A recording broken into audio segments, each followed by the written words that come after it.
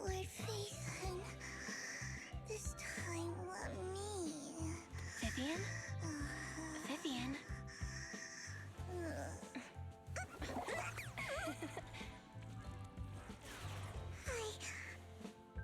I didn't disturb your sleep, did I?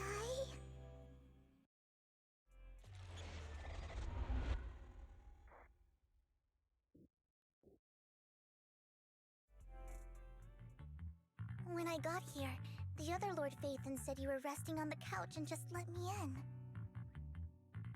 I meant to keep you company while you slept, but then I dozed off myself. Ugh. I was going to sit here looking super cute, hands cupping my face. You know, like the #1 sleepy face I want to wake up to pose.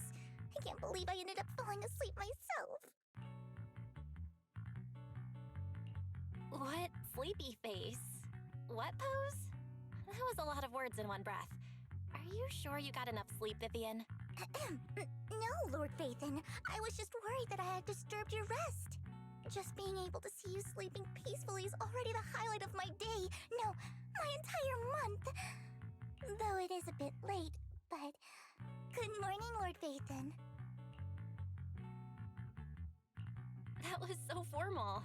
Feels like you're about to drop some big news after a greeting like that. Mockingbird's death has stirred up quite the storm. I took some time to gather intel. It seems someone deliberately leaked the story that Hugo is an illegitimate child of the Ravenlock family, but I haven't found the source yet. Could it be Hugo's uncle, Hartman? Maybe he's trying to turn people against Hugo and Mockingbird by playing the illegitimate child card. I suspected that too. He could be using Hugo's background to make people believe Mockingbird is just another Top's pawn. To the upper class, Mockingbird may be insignificant, but it has a loyal following among regular folks. But after some digging, I was surprised to find that the public isn't turning on Hugo. They're actually starting to see him in a better light. Some people feel bad for him, some relate to his struggles, and Hartman's the one getting all the heat. Public outcry against Hartman is growing, with many believing he murdered Hugo for his own selfish gain. Tops is hosting an industry summit this week, a responsibility usually handled by the Ravenlocks.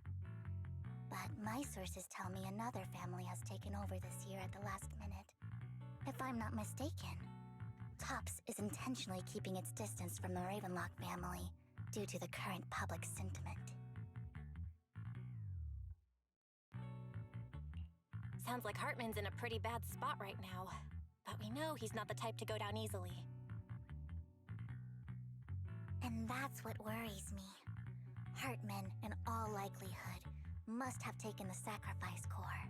And now that he has this bargaining chip, who knows what kind of deal he'll strike with the Exaltists. Sorry for interrupting, Vivian, but I need a quick word with Belle. Oh, no problem at all. I'm sure you have important Phaethon matters to discuss. Take your time. I'll just be waiting outside. We can't make our guest wait outside. Belle and I will step out instead. Oh, don't mind me, Lord Phaethon. I wanted to browse the videotapes anyway. I'll be right here. Just let me know when you're done. Belle, Lycon's outside the video store. He knows Vivian is with us, so he's hesitant about coming in. He's stressing over what he did to Hugo in front of Vivian, but he really needs to talk to us. Maybe you should go speak with him first. I'll go talk to Lycon. Honestly, neither he nor Vivian is at fault. As proxies, it's our job to be the bridge between them.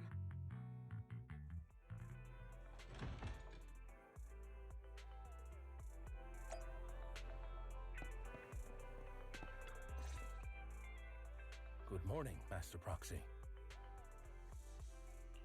Good morning, Lycon. Wise mentioned you wanted to talk to us and Vivian about something?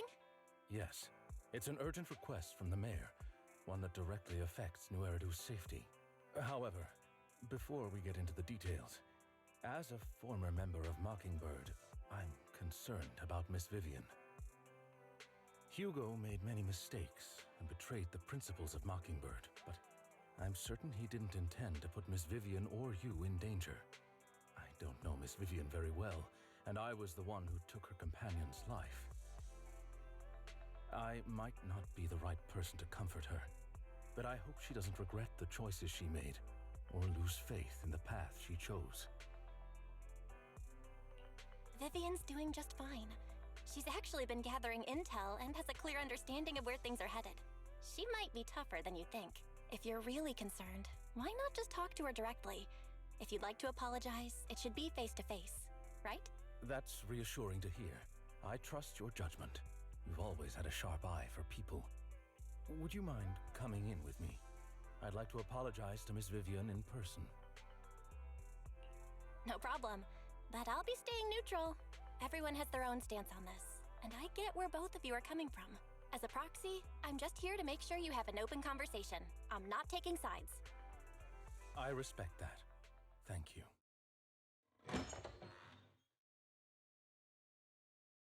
Miss Vivian, I'm very sorry about Hugo. You don't have to explain anything. I'm also part of Mockingbird. Mockingbird stands on more than just gain, so it won't fall when fortunes shift. Hugo had his fixations and ambitions. I also have things I must see through. I'm determined to get to the bottom of the Exaltists and the sacrifices. Miss Vivian, as a former member of Mockingbird, you have my deepest respect. You have my word, whatever comes next. I would never harm you or Master Proxy.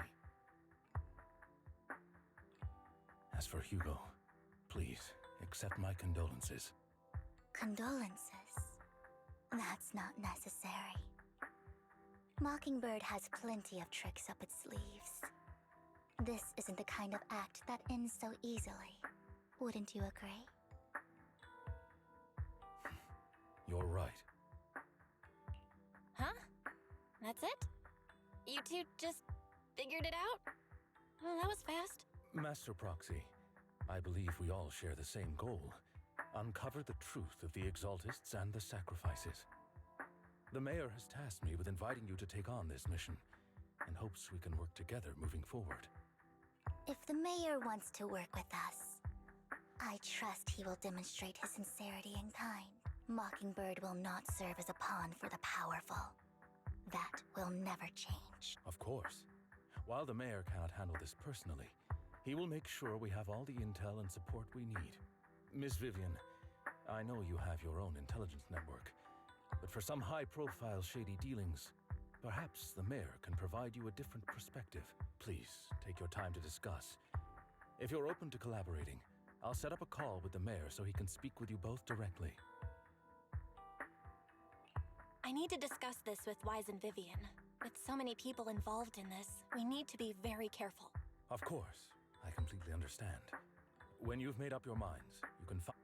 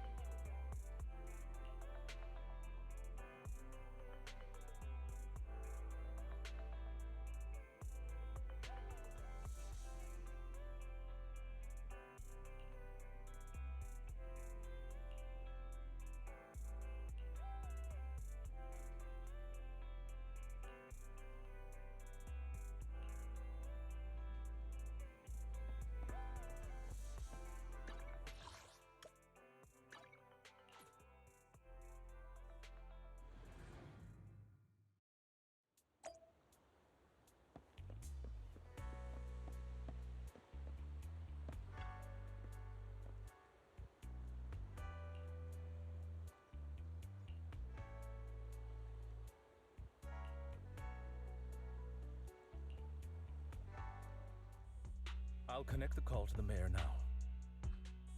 My dear friends, I'm glad you're willing to keep working with me. I'm truly sorry about what happened to Mr. Hugo Vlad. I didn't anticipate things would turn out this way. As mayor, I can't fully condone Mockingbird's actions, but personally, I had a lot of respect for Mr. Hugo Vlad.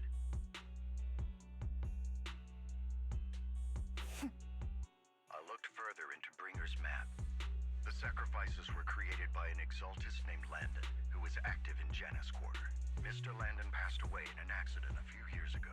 Before he died, he was researching sacrifices and was said to have created a batch of serum that could turn living people into sacrifices.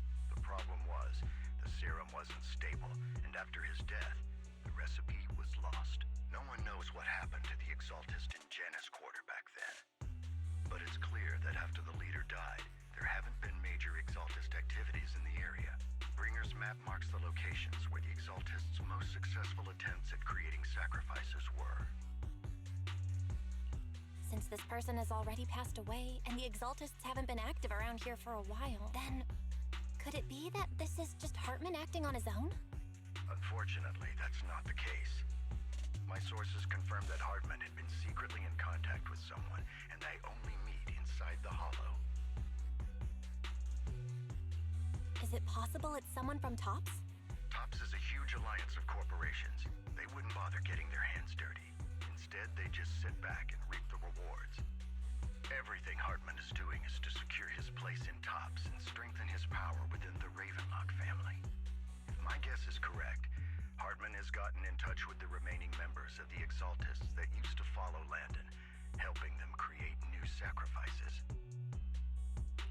But what's in it for TOPS? There's no way the Exaltists would just hand over their secrets about sacrifices to Hartman, right? A sacrifice outbreak would throw the city into chaos. And that's when TOPS steps in, taking control of the situation on their terms. The public will see the mayor as incompetent, while TOPS comes off as the real protectors of the city. And when that happens, public trust will shift towards TOPS. And Mr. Mayor, you might find yourself in an unfavorable situation. Still sharp as ever, Miss Vivian. So, what exactly do we stand to gain from partnering with you? Please don't tell me you're doing this out of some noble concern for your citizens. I'm not some hero of justice, and I don't believe in lofty ideals or empty promises. We have a common enemy. While our ideologies may differ, we can work together on this. And as proof of good faith, I may not know exactly where Hartman is, but I can fan the flames over Mockingbird's death and escalate. So it was you behind the rumors. No wonder I couldn't trace the source of the public outcry. I'm not the one who started the rumors. I just helped them spread faster after they leaked. And I pulled a few strings to make sure the story painted Mr. Hugo Vlad as a heroic figure who was on. As I said before, I had a lot of respect for him, and I'd be happy to clear his name. Now let me lay out my terms for collaboration. After looking into it, I found that the dormant sacrifice you discovered wasn't the only one. There are more places where sacrifices might be lying dormant. Too many eyes are on me right now, so I can't send my own men to deal with it. I'd like to ask you to retrieve the sacrifices from those locations. I'll make sure to dispose of them once you do, so no one will be able to use them again. On top of that, I've asked a friend to help monitor your physical condition, and maybe even uncover more of your potential. Her research overlaps with your teacher's work. You don't need to worry about her capabilities. She's a Void Hunter rank special investigator. Really? A Void Hunter ranked special investigator is going to be assisting us? And she's involved in our teacher's research? That's right. She's heading to Janus Quarter for some business. I wanted to set up a formal meeting, but she declined. She prefers to assess things on her own, and will reach out when the time is right. She'll let you know the details then. So it looks like you both are on board with this commission and ready to help recover the sacrifices? We don't want New Eridu falling into chaos either. We'll do what we can. I know you won't let me down. Given our positions, we might not be friends, but we're definitely not enemies. I'll leave the rest to you then. I've got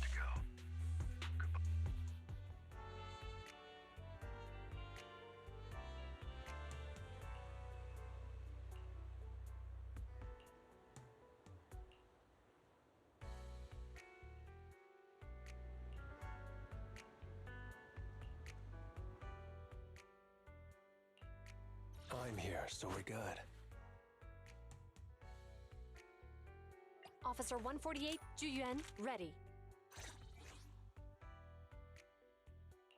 Huh? Is something the matter? I would never turn down Lord Phaethon.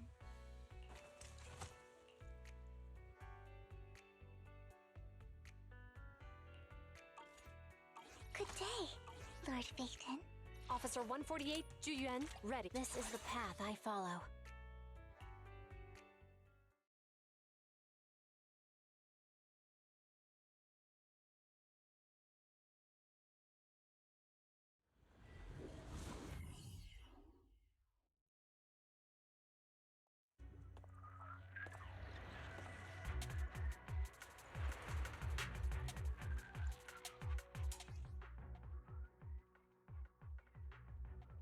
Lord Phaethon, thank you for trusting Mockingbird and me.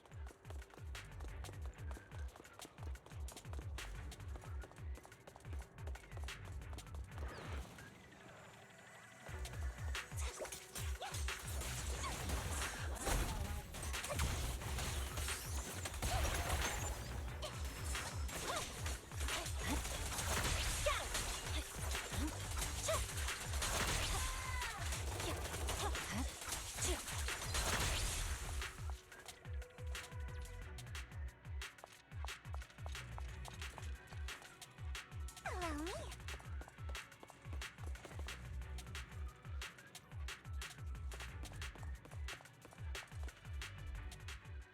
Has someone already taken the dormant sacrifice from here? Or did the Exaltus decide to relocate it? No. If these dormant sacrifices aren't handled carefully, they could awaken and turn against anyone nearby. Did she realize the mayor was looking into this?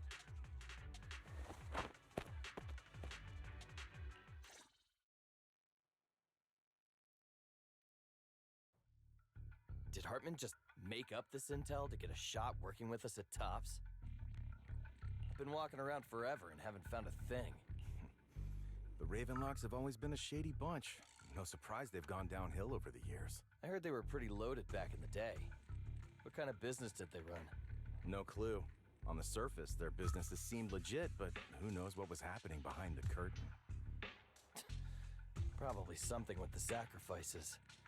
I mean, how else would he know about the dormant ones left around here for years? And he was so sure that even if those original sacrifices didn't work out, he had a backup plan.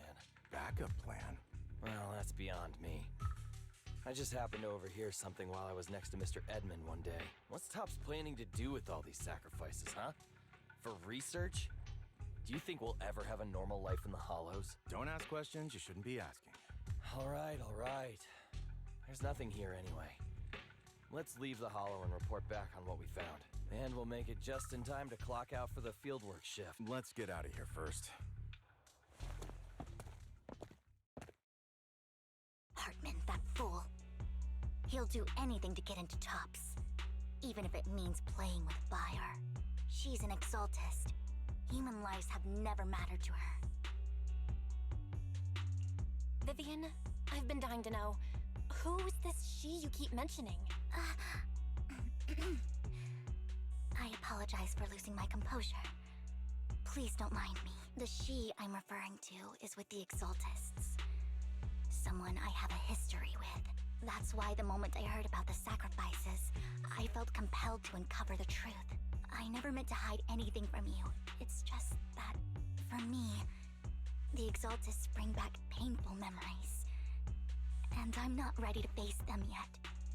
So, Lord Phaethon, please give me a little more time. Once I've gathered my thoughts, I promise I'll tell you everything. Sure, I won't pry anymore. Everyone's got a past, and you don't have to dig up old wounds if you don't want to. I can see the Vivian I know now is super brave and kind. I believe you've really put in the work. Lord Phaethon, if we weren't in such a hurry, I'd spend 3 whole hours singing your praises. I'll make note of this and make sure to get it done before bedtime. First things first, let's track down those dormant sacrifices. I wish we knew what Hartman's backup plan is. I just can't shake the feeling that something bad is about to happen.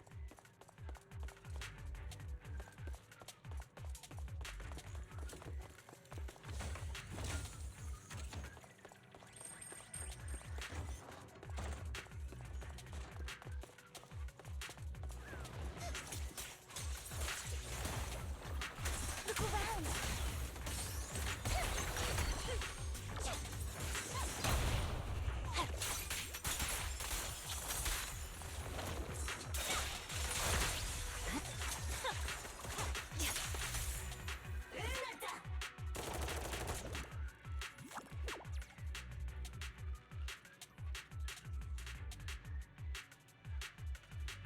Hugo may have done terrible things, but he had his reasons.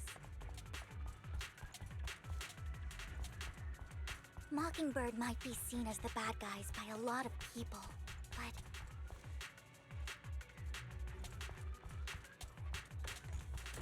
ironically, joining Mockingbird is what put me on the right path.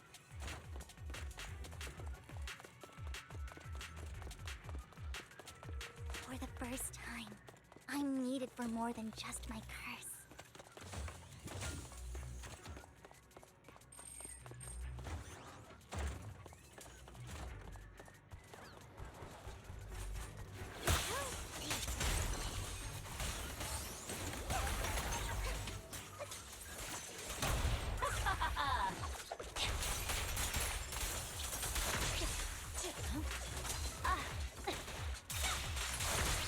Nothing here either. Are we too late?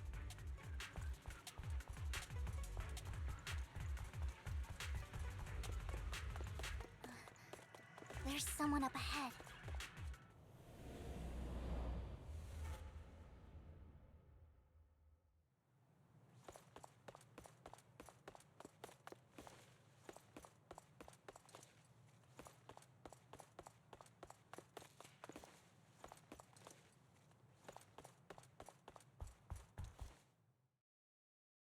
I knew it was you, Vivian.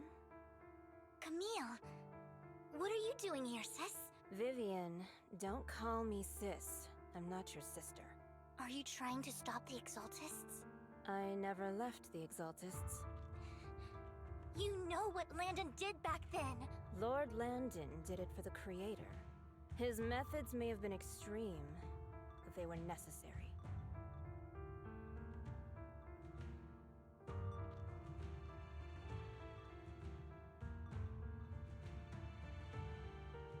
Back then, you walked away.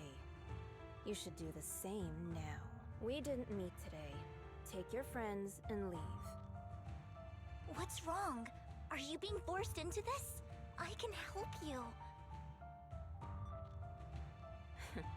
Help me? Like how you helped her? Vivian, you're crying. You see me, don't you? No, You haven't changed a bit, Vivian. No need to hide your tears. I know exactly what's ahead for me. You've made your choice. And I've made mine. One last piece of advice. Stay out of this. She loathes you. I won't tell her we met today. Don't show yourself around us again. Camille!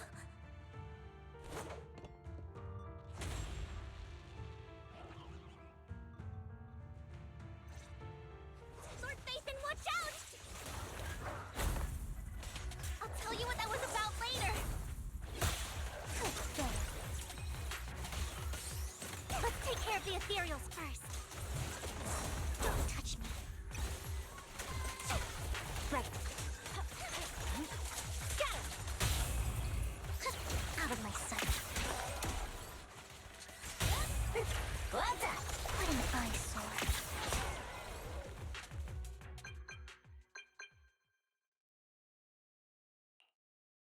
You two took longer than I expected. Did something happen? We searched the coordinates the mayor provided. Most of them were already empty.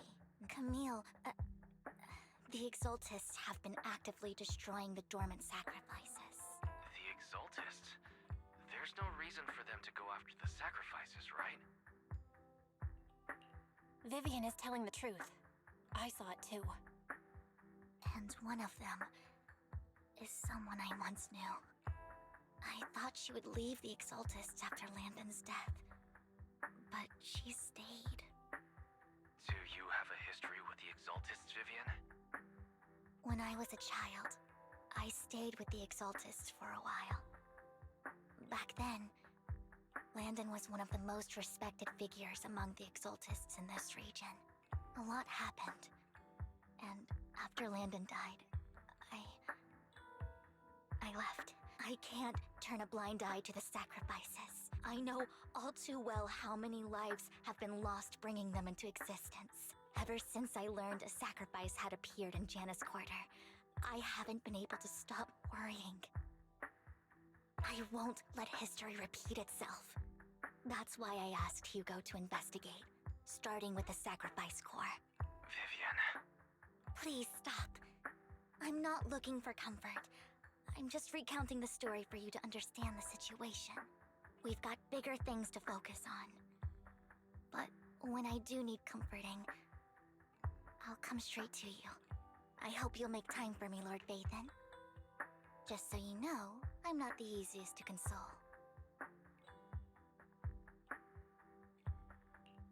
No worries. I'll totally have your back until you're feeling better. Okay. Back to the matter at hand.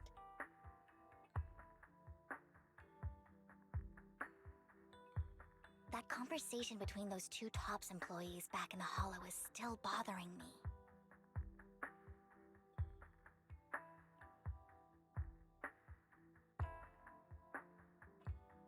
They said Hartman had a backup plan. Lately, there have been mining accidents in Ravenlock-controlled areas.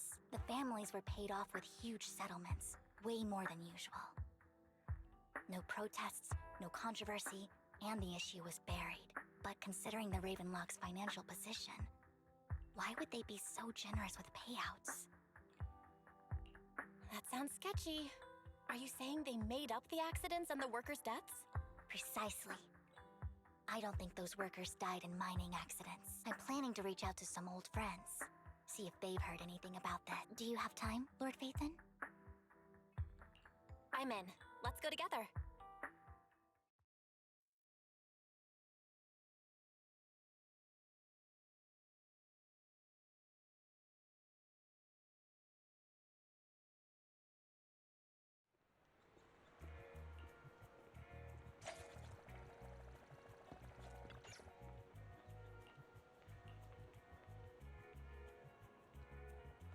An old friend of mine said she has some new intel.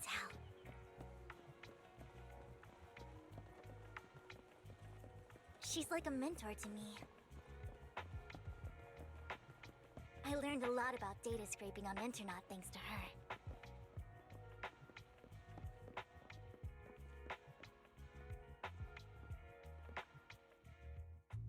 Rain! Long time no see.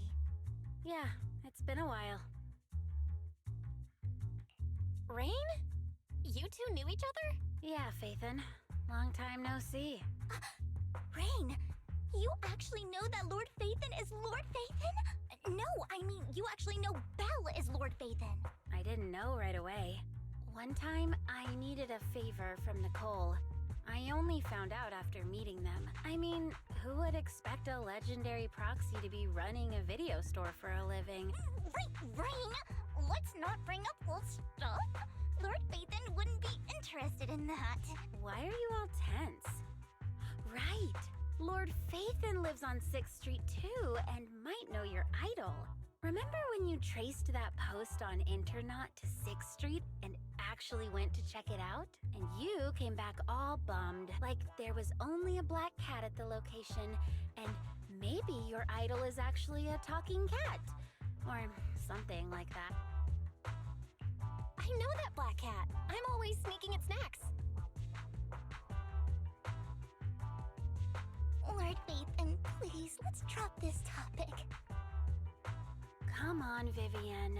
It's been years and you still won't say who your idol is. If you'd just let me, I'd have tracked them down ages ago. I get it. You want to find the person who's important to you on your own. But you've tried so hard already. It's okay to lean on me a little, you know. I shouldn't have come to see you. Huh? What's wrong?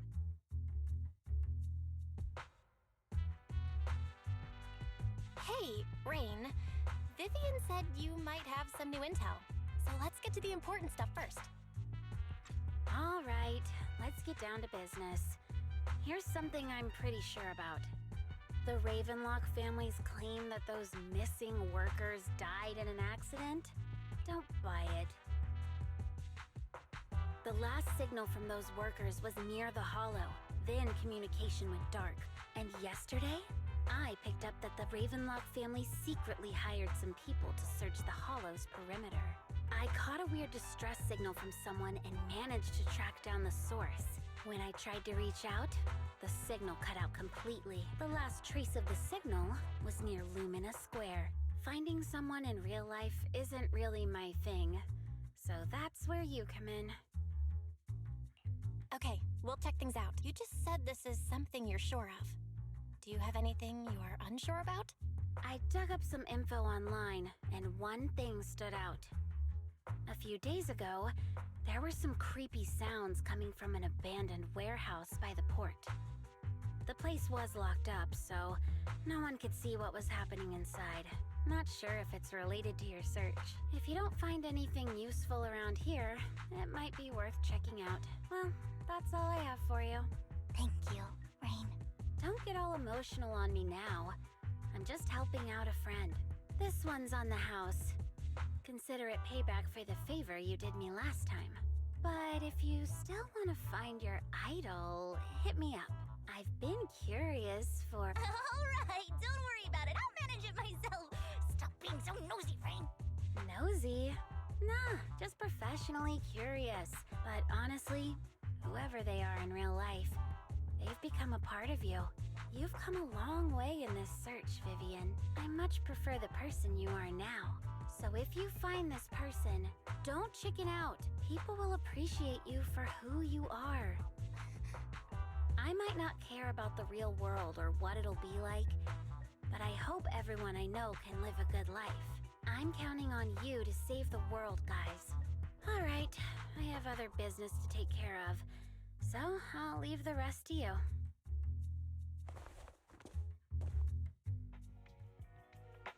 Lord Phaethon, please pay no mind to what Rain said.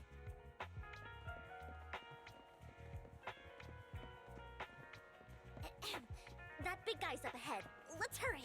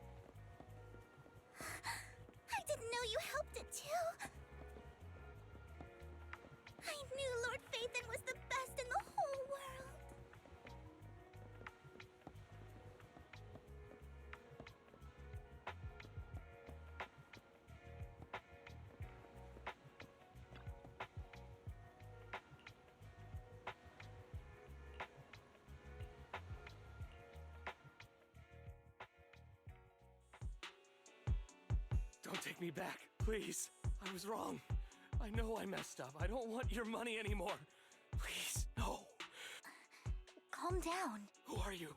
I won't say anything. Just let me go. I don't know anything. I swear, I know nothing. We're not PubSec. We won't force you into anything. There's no need to be afraid. What do you want from me then? We simply want to know where the Ravenlock family took you and what they made you do. I can't say. I can't tell you. You never saw me. Please, just stop asking. Don't you wish to see your family? I don't deserve to see them. It's my fault. I was greedy. But your family must miss you dearly. No, it's my fault. It's all on me. If the whole ship is sinking, no one on board can escape. I'm just a nobody. And right now, there's nothing I can do to change anything. If you care about your family and friends, now is your chance to stop the disaster before it's too late. Even a butterfly flapping its wings can send a tsunami surging across the ocean. No one knows how this will turn out, but if you do nothing now, the only thing waiting for you at the end, well, we're not here to turn you in, and we won't force you to confront them. I'll help you return to your family, but you must tell us precisely what happened. Hartman offered a huge amount of money, looking for workers to go into the Hollow to guard something. The money was way too good. We all kind of figured something wasn't right. I thought it was just smuggling or guarding some kind of illegal ether resources, so I signed up. After we sent in our applications, Hartman's men took us into the Hollow. The first place we went, there was a strange box. When we got there, they handed us some pills, saying they'd improve our aptitude for ether, for us to last longer in the Hollow. But after I took them, everything went fuzzy. Something was definitely off about those pills. When I woke up, I saw my coworkers dead in front of me, and there was blood all over my hands. They said something about me being a good experiment, moved me somewhere else, and locked me up. They wanted to inject me with something, but then a blonde guy found me, gave me a carrot, and let me go. So I escaped. I didn't want to kill anyone. I don't know. It wasn't your fault that your coworkers died. You were just a tool in their hands. Do you remember the place they first took you? I only remember the first place was like a rooftop. What exactly was in that box? I can't remember. I'm not lying. Those pills they gave us, they make you hallucinate. I took just one and my mind felt like it wasn't my own. I'm telling the truth. I'm not trying to run from my mistakes. I just really can't remember what happened. I know you're not lying. We'll arrange for your protection. You can rest easy and recover, and your family won't be dragged into this. Once this is all over, you will be able to reunite with them.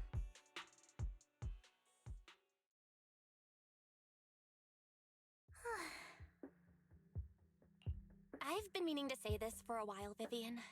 You're just so calm and decisive when things get tough. Totally different from the impression you gave me at first. Actually, I wasn't always like this. There was even a point where I just wanted to disappear. I wondered. Perhaps leaving it all behind could put an end to the pain. Whoa. It's hard to imagine you like that. I mean, you had this super intimidating vibe when we first met. Well, I was on a mission at the auction when we first met.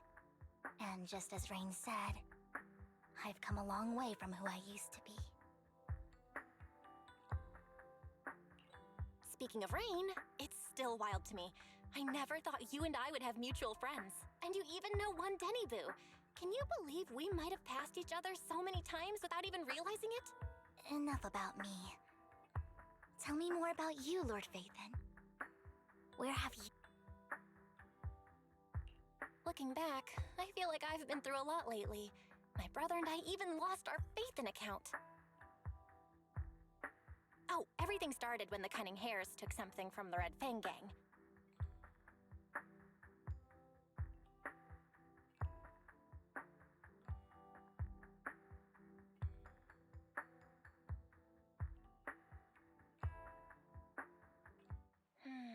I remember it should be around here. That store's been sitting in my favorites for ages.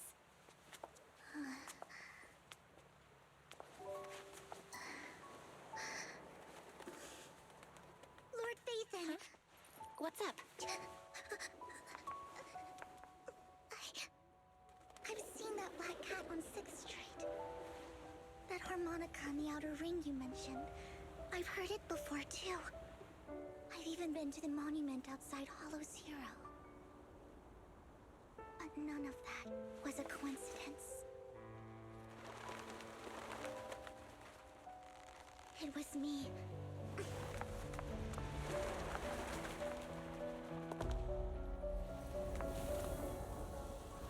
Following you, and now I've finally made it to your side. Ever since I was little, I had been seen as the bringer of bad fortune. I had traveled to many places and witnessed far too much misfortune. Every tear I shed brought disaster. I've heard too many curses to count. I loathed my tears as much as I despised my own existence. Wherever I stayed, tragedy followed. I had roamed too many places, and each time, it ended the same way. One night, I stumbled upon a post discussing me, whether they knew me or not. Everyone seemed convinced that I was the source of the curse. Some mocked me with cruel intent. Some wished I would vanish, and others speculated maliciously. It really seemed that my very existence was a disaster. In that moment, as darkness enveloped the city, I saw lights flickering to life all around New Eridu. So many lights. And not knowing where to go, I thought, if only I could disappear into those lights. I made up my mind. And right then, my phone rang. I decided to take one last look. I wanted to know who left me my final message from this world. It was you, Lord Phaethon. Wait, really? Yes. And I checked with the other Lord Phaethon, but I know you probably don't remember it. After all, it was just an ordinary day, with an ordinary post and meaningless comments online. But for me, it was the night I finally realized where I could go. I wanted to walk the paths you had walked, see the sights you had seen.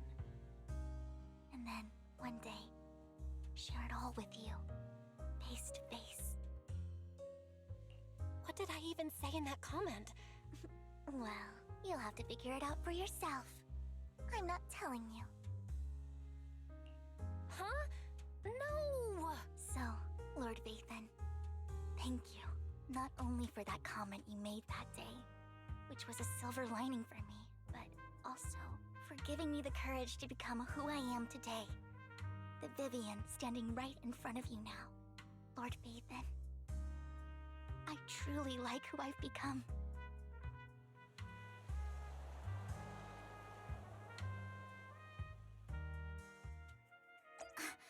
Lycon just sent a message. There's an update. Let's head back to the video store and go over the details together.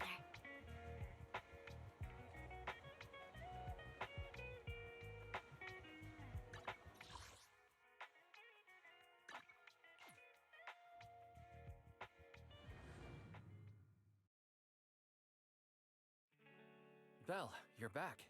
Lycon told me he wanted to meet up with us online to discuss things when you returned. I'll call him now. Master Proxy, Miss Vivian. The gentleman Rena brought back has stabilized and calmed down now.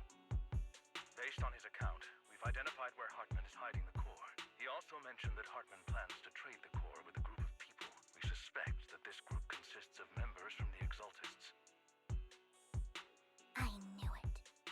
Now that we have the location, it would be splendid if we could seize the sacrifice core before they do. Precisely. We hope you can head to the location as soon as possible to secure the sacrifice core. We've got this.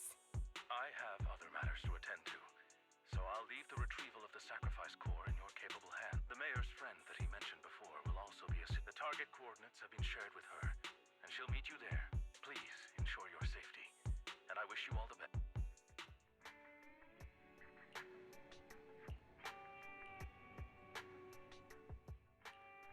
I'm here, so it... This is the path I follow.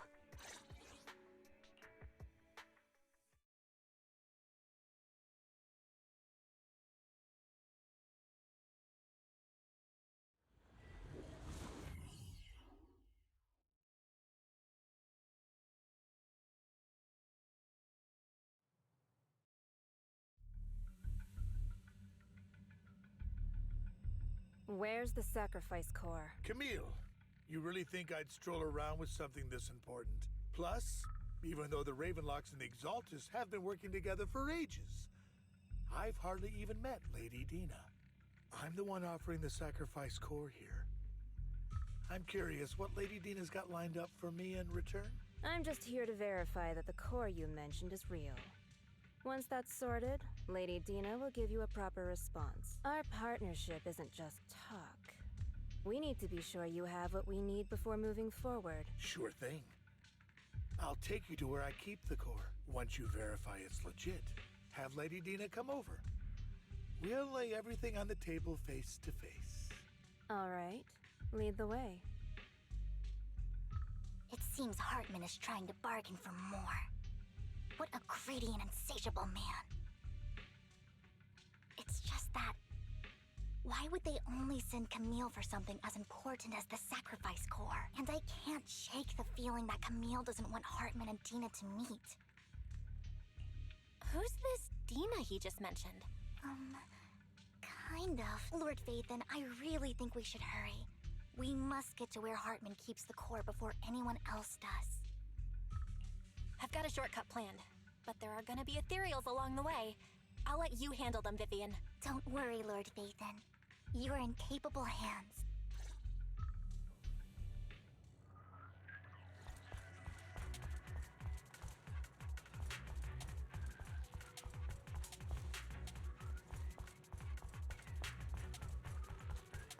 Ethereals!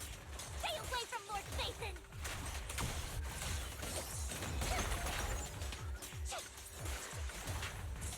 Okay.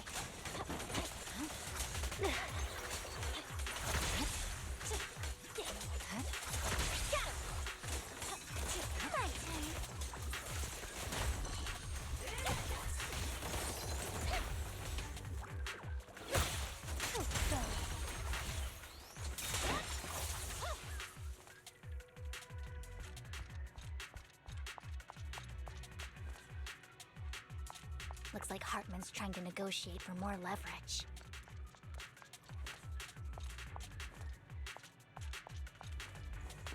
Let's get out of here before we're spotted.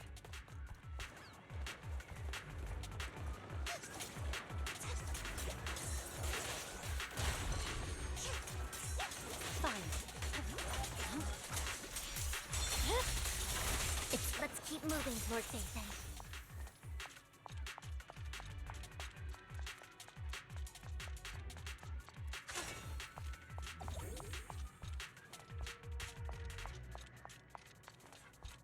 Allow me. Leave the enemies to me, Lord Phaethon. Ambush!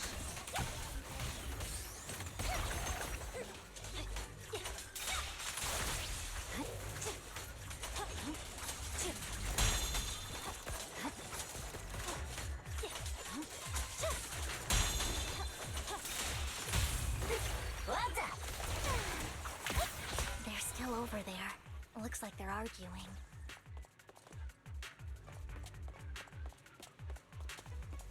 This is our chance. Let's hurry.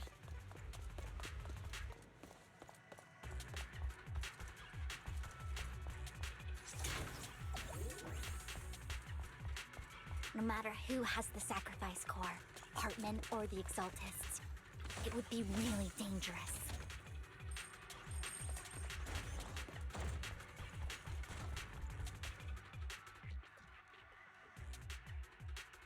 Hand over what's in the box.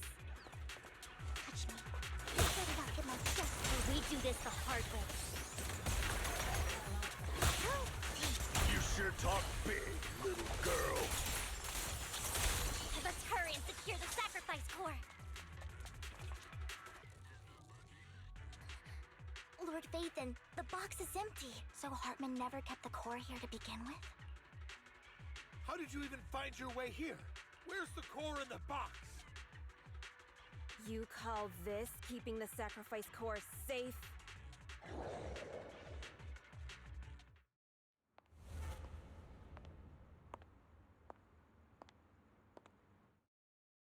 Vivian, it's been ages.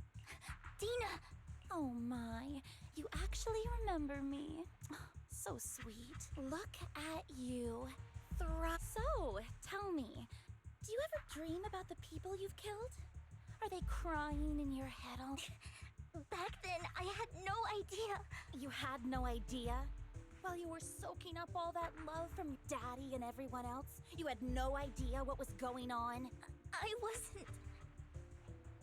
Lady Dina, Miss Vivian didn't actually...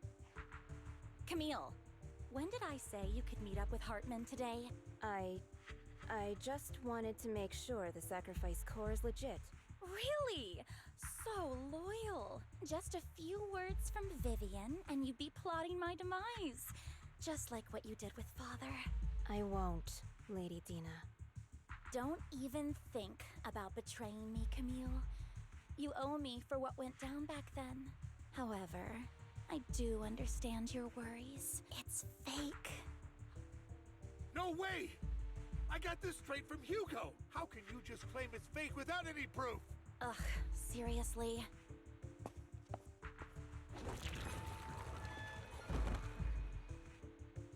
The sacrifice core can max out the ether particles within human bodies in no time at all. But look at your little subordinate. How uncouth. He's making noises like some animal. The masterpiece Father made for the Creator isn't this worthless piece of junk you're holding. So, the real core. Vivian, where do you think the sacrifice core is really at? I don't know. If I knew where the real core was, I'd destroy it without a second thought. Dina, you understand what the sacrifices are. And you know those who were blessed should not have to endure such horrors. Oh? They shouldn't have suffered those horrors. Weren't you the one who decided if they'd be blessed or not? If it weren't for your tears, how would they have encountered such misfortune? How self-righteous, Vivian. It was you who brought disaster on them. Landon just needed an excuse. He needed someone to blame, whether I shed tears or not. He'd treat living beings as mere subjects for his sacrifice experiments. Dina, you know all of this. Landon even went so far as to sacrifice you! Shut up! Shut up! Shut up! Father did it for his great cause! Vivian, why do you always mess everything up for me? Everything! You did it before, and now again! You just had to ruin my plan! If you don't give me the sacrifice core, be prepared to become food for the ethereals. I told you I don't have the sacrifice core. Otherwise, I would have destroyed it already.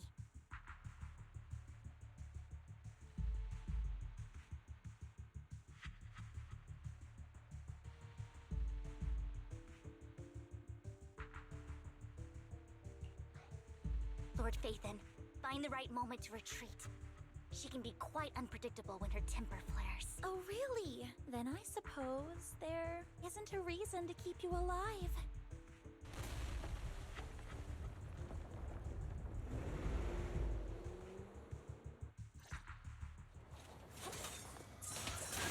More ethereals are coming. Okay.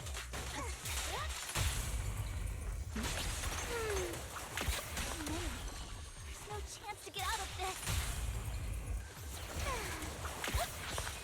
Right.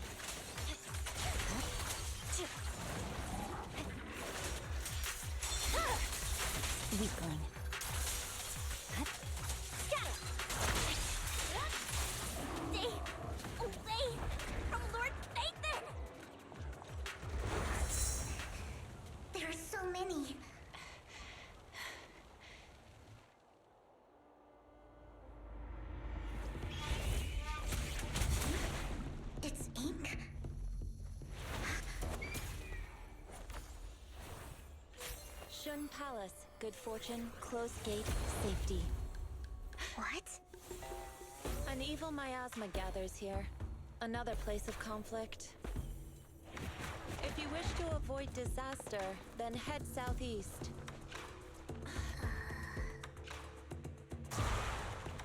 Now! Thank you.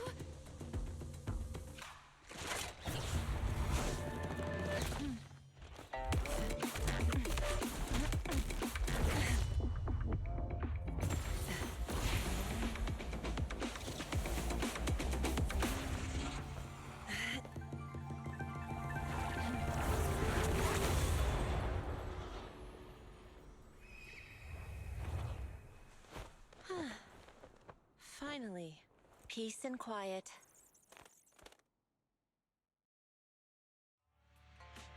You must be Belle, right?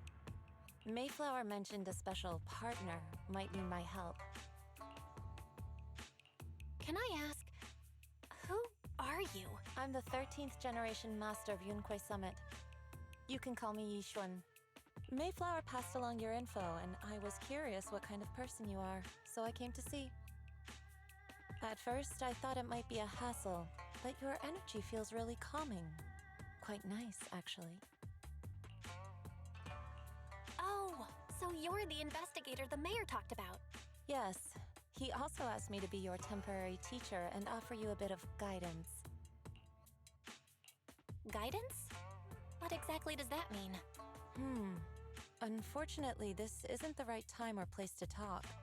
I have some investigation work to catch up on, and it seems you've got quite a lot on your hands, so let's part ways for now.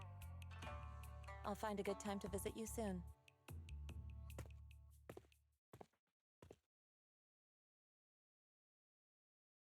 I'm so sorry, Lord Vathan. I'm just not feeling very well. I think I'll head back for now. I'll investigate the sacrifice core and reach out once I find something. You definitely need some rest. Let's get out of the hollow.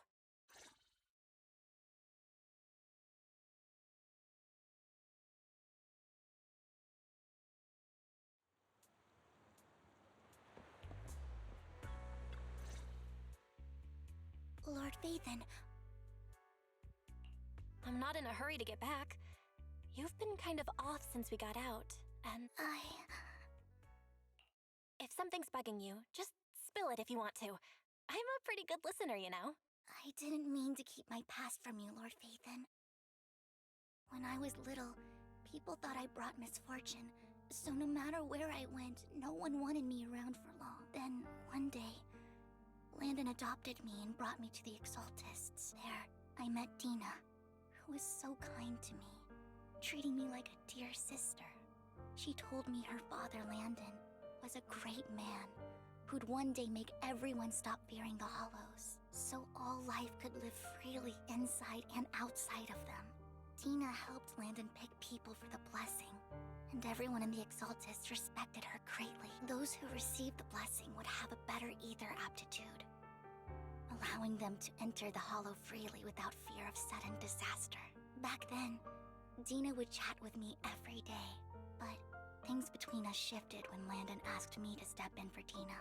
Landon told me I didn't only bring misfortune, and that if I listened to him, I could actually help people.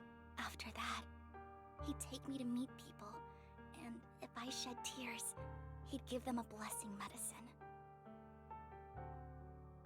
Those who got the blessing could dodge calamities. At first, I was ecstatic, thinking I could help others. I shared my joy with Dina, but that was when she started to pull away from me. The blessing medicine. Please tell me that wasn't the sacrifice serum Bringer had? Yes. To be precise, it was an early version of the sacrifice serum. Landon's medicine wasn't stable. The medicine Landon developed could boost abilities quickly, but also sped up the development of ether corruption. In the end, most people turned into ethereals, and a few became sacrifices, losing all human consciousness.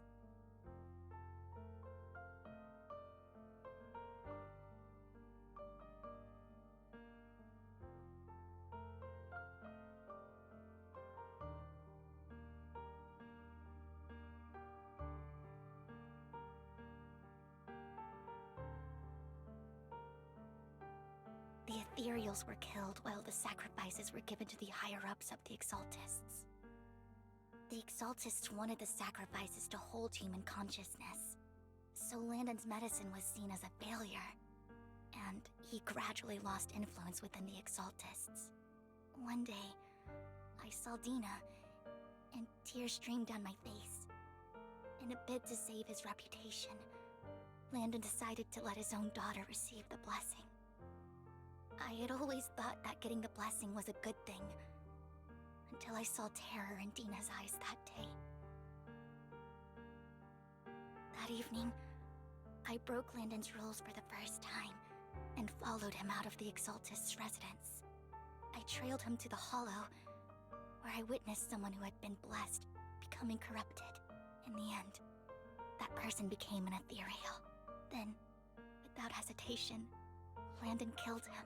Before Landon returned, I went back to the residence and snuck into his study. And there, I uncovered the truths I just told you.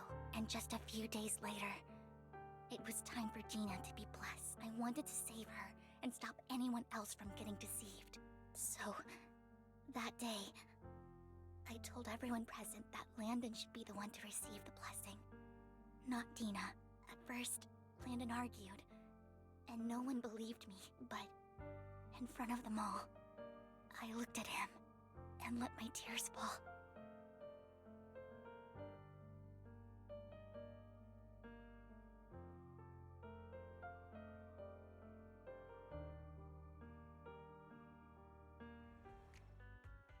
Lord Landon, please accept the blessing. Vivian, you... Why won't you accept the blessing? Were you lying to us? Ungrateful fools! You have no use anymore! Liar! Run! Run! Dina! Dina, wake up! We have to go! Vivian? What's happening? Listen to me! Lord Landon's so-called blessing isn't...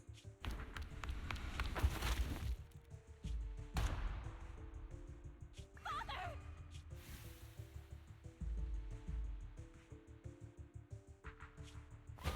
No, I was just... Mom, I want to go home. It's got nothing to do with us. This is just what happens when you don't accept the blessing. Vivian, was this you? Dina, I just didn't want you to accept the blessing. Everyone who does ends up... I just don't want to lose my father. You knew? If you knew what he's done, you...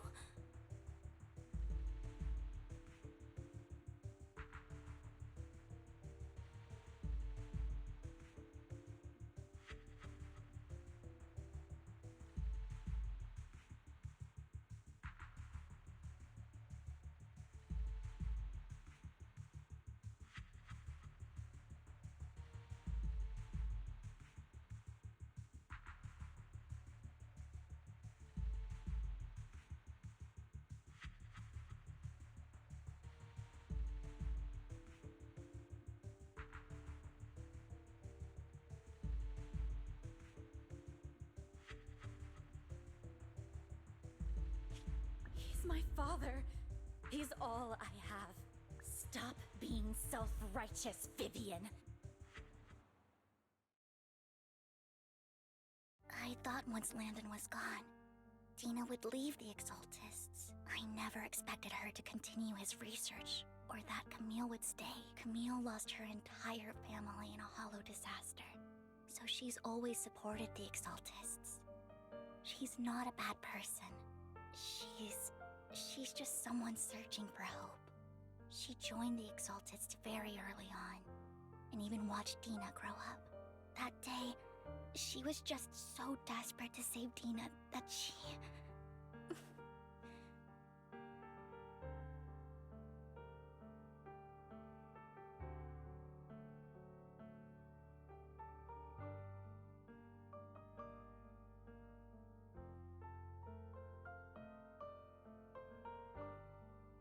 these years, she's been following Dina, taking care of everything out of guilt, I think. But I didn't just fail to save Dina. I trapped her. I see misfortune approaching, but I can never change its course or avoid the bad ending. Maybe I really am a bringer of... No way. You're not the one bringing bad luck. Whatever went down with the Exaltists, Landon used you. As for Dina and Camille, they know the truth, and they just made their choices. The Hollows and the disasters they caused took more than just their loved ones. But not all survivors cling to obsession and hatred like they do. Lord Phaethon. You need to believe in yourself. You're currently resolving the sacrifice crisis with your own effort. I remember you saying you really like yourself now. So what's changed? Yes, that'll... Thank you for listening to my story today. Years have gone by, but I've never had the courage to face all this. Maybe Dina and I were meant to meet today. So I could finally spill it all. Lord Phaethon, you truly are a wonderful listener. Whenever you're feeling down, don't hesitate to come to me. I will. It's been such a long day. You must be exhausted. I'll track down the location of the Sacrifice Core and let you know what I find. Good night, Lord Phaethon.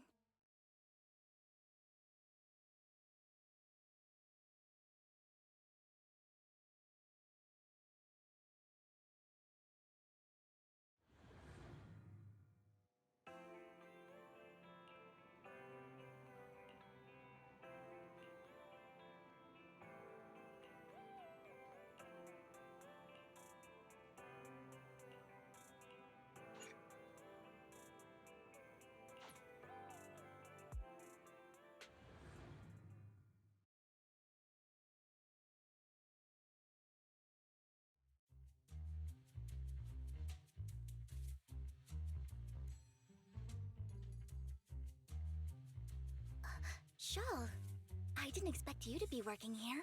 Perfect. I was just covering someone's shift. The screening here is super strict, and I was afraid the supervisor would realize I was new and subbing for someone, so I hid in the control room during the supervisor's inspection. So I happened to bump into this guy, a blonde man wearing a hat, and I think he was checking some footage. Then he logged that footage into the tape he brought. Later, I found that part of the footage had been wiped. Blonde, wearing a hat. Could it be Hugo? Do you know him? I think it's him. If it were Hugo... Thank you, Shaw. You were a big help. Great! You also helped me a lot when I started working.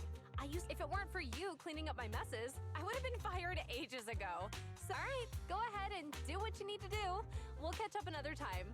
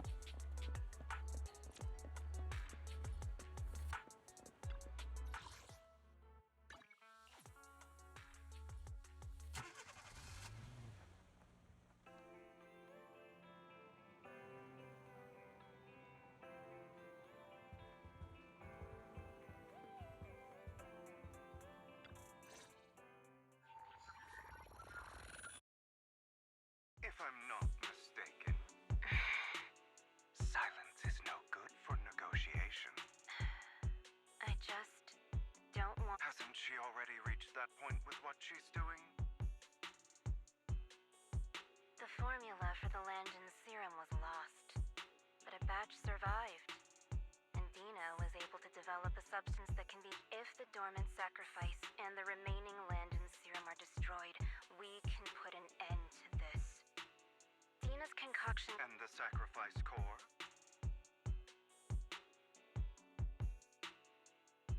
That belongs to the creator, not her. Although I find Landon's methods despicable, I can't deny that the Exaltists and the creator are leading us in the right direction. I just don't want Dina to spend her life trapped by her father's mistake. I mean, no offense, but I find your protectiveness rather weird.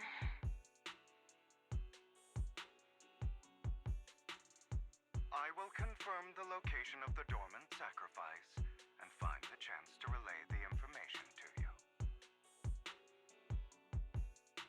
I do not want any of my people to be going into danger. As for the sacrifice core, I can only guarantee that it will not fall. As for how things will ultimately... The creator will guide. Camille was actually destroying the dormant sacrifice? Now Camille's actions make sense. But why did Hugo never tell us? Hugo... he... Belle, Lycon said there's something urgent he needs to discuss with us right now. All right, let's patch him in. Master Proxy, I apologize for disturbing you. We have just learned that the Ravenlock family will host this banquet is rather special, as they're allowing members of their family to invite with Hartman at the center of controversy. The mayor has been spreading rumors of a young tycoon who inherited a sizable fortune and is looking to... This information has lured a young man named Burton from the Ravenlock family. So, you want me to pose as this tycoon and use Burton to infiltrate the banquet? Correct. And Hartman's study is also located within the venue. I see. Hartman's study might hold valuable information. So, what should I do? +1! Lord Phaethon, please go with me! Master Proxy, it seems Miss Vivian requires your presence, so... Yes, just your presence will help me immensely! All right, then let's go together. I'll send you the time and place for the meeting with Burton. If you encounter any danger, please evacuate immediately or contact me for backup. I hope everything goes well for you tonight.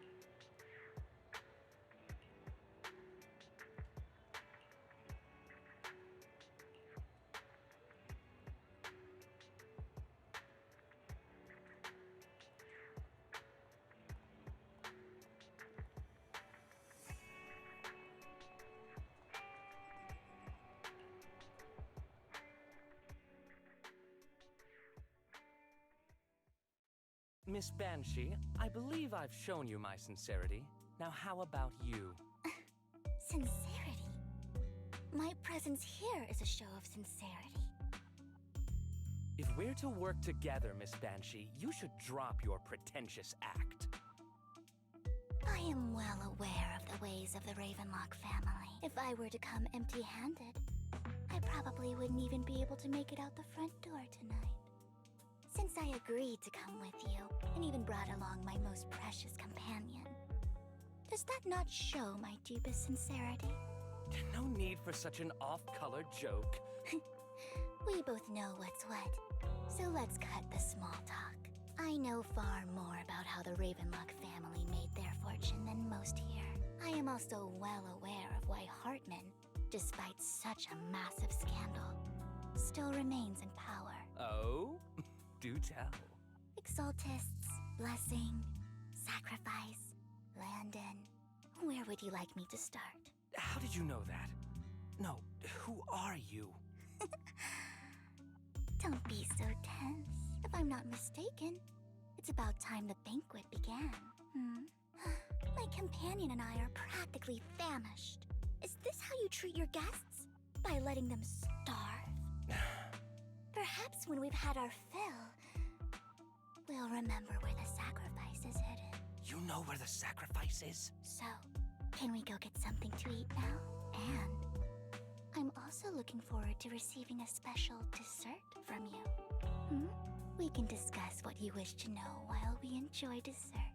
Of course. I wouldn't let such an important guest discuss matters on an empty stomach. As for dessert, I will prepare it myself, and I'll come find you later.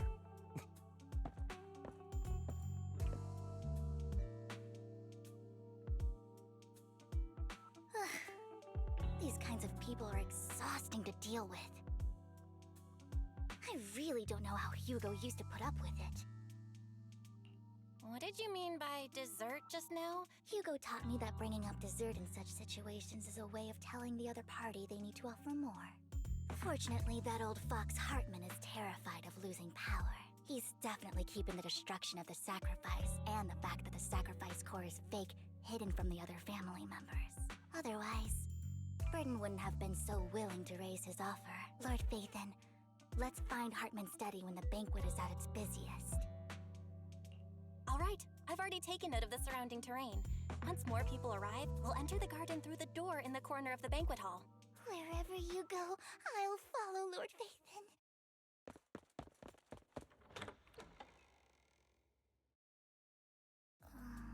Isn't this going a bit too well?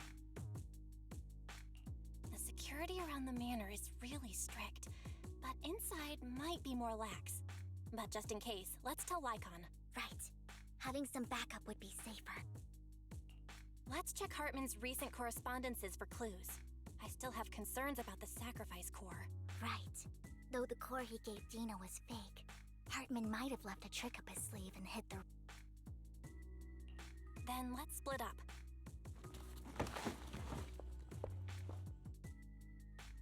Esteemed guests, is the catering at the Ravenlock family banquet not to your satisfaction? So much so that these two distinguished guests felt the need to come to my humble office to scavenge for food. Don't want to come out? Well, after all, you don't have long left. Burton, that greedy idiot, fell for the mayor's trap, but I never expected that he would bring you into my territory. I suppose I should thank him. Otherwise, I would have had to go to great lengths to eliminate you. Vivian, Phaethon, give Hugo my regards. Tell him I shall be taking the wealth and power of the Ravenlock family for myself.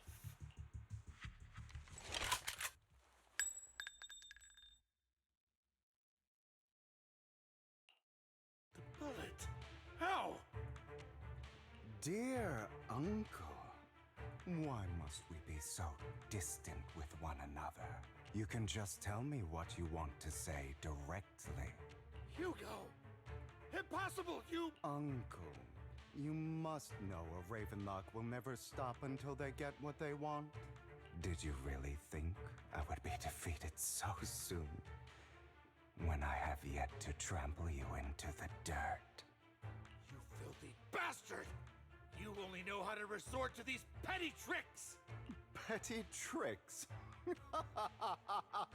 Perhaps you'd like to know what I managed to accomplish using this faked death of mine, my dear uncle.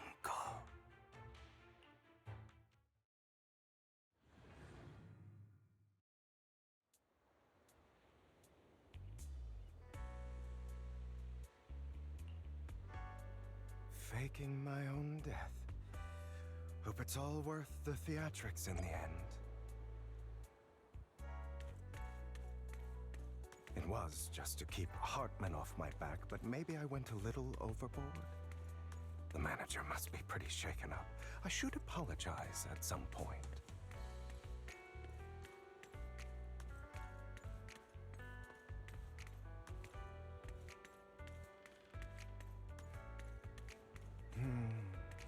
Guess I'll also bring Lycon along. He's my partner in crime, after all.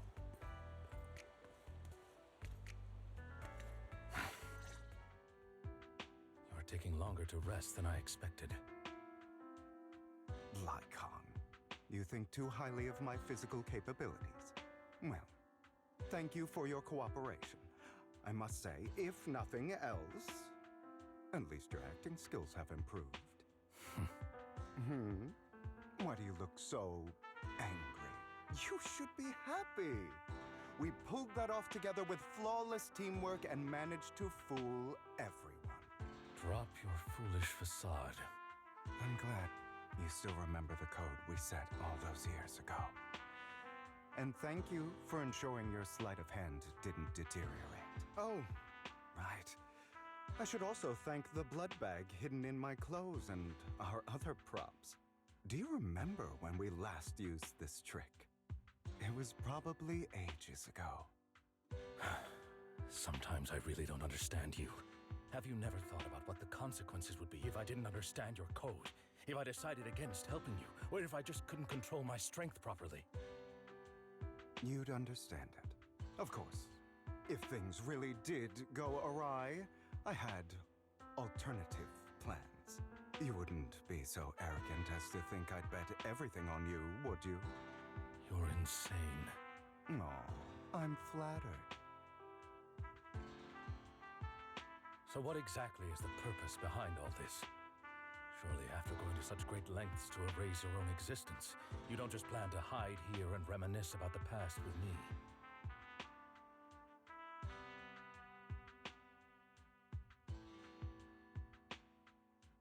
Don't try to brush this off. I've already helped you enact your plan. Tell me the truth. Don't get your tail in a twist. I have more plans that require your assistance, so naturally I would not hide anything from you.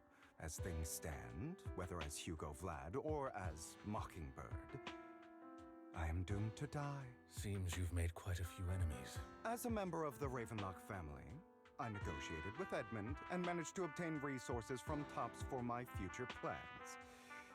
I also confirmed what attitude they held toward your master, the Mayflower family. Meanwhile, I used my identity in Mockingbird to strike a deal with Hartman and gather information on their collaboration with the remnants of the Exaltists. Oh, by the way, the crime declaration letter that your dear mayor received, that was also sent by yours truly. He's probably figured that out by now, right? Though I'm not sure if he told you. The mayor learned about the sacrifice attacks through his own means, but lacked an opportunity to take action. That warning letter was precisely what he needed.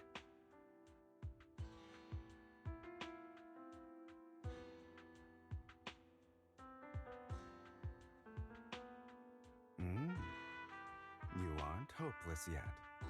How delightful. In short, I'm more well-informed than your lot because I get around, dealing with all these different important figures. But of course, it comes at a cost its own. After all, you can't hide the smoke from a wildfire. When I helped you put on your little act, killing you in front of everyone, you left the sacrifice core to Hartman. That was intentional too, then? Oh, yes. And it worked like a charm, didn't it? Now no one cares for me anymore, and all eyes are on Hartman. A perfect situation for keeping the Ravenlock family in check while dealing a cutting blow to the Exaltists behind them. Another crucial point is Vivian and Phaethon. I must sever any ties they have with me or Mockingbird. Although I feel bad for Phaethon about what happened, but it had to be done. That's the only way they would be safe, allowing the plan to continue. I noticed that you never turned your blade toward Master Proxy. So, those words you said back then were also... I will bloody my hands. I will carry the weight of my sins. Obviously, it was all an act. My acting has always been impeccable, as you know. Hugo, you're taking such a tremendous risk. Why? Would you believe me if I said it's for justice? But unfortunately, it's not. I want revenge on the Ravenlock family. And I will make sure that despicable excuse for a human being, Hartman, suffers a slow, torturous end. Of course. I also promised Vivian that I would help her investigate the whole... You don't look too good. Is it your wounds? No. This is the first problem I plan to resolve.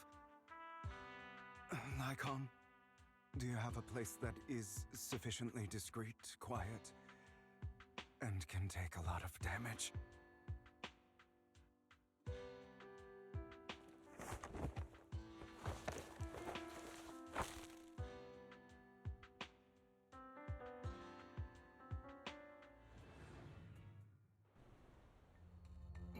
What exactly are you doing?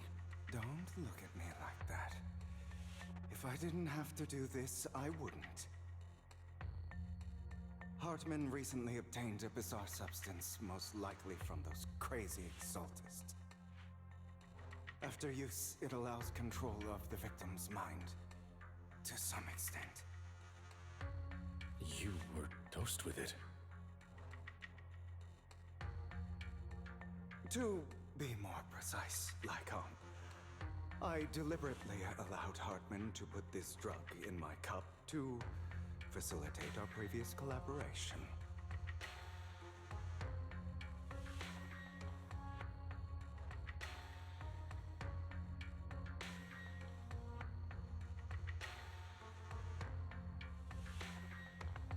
After finding out about it, I quickly found someone to help analyze its composition.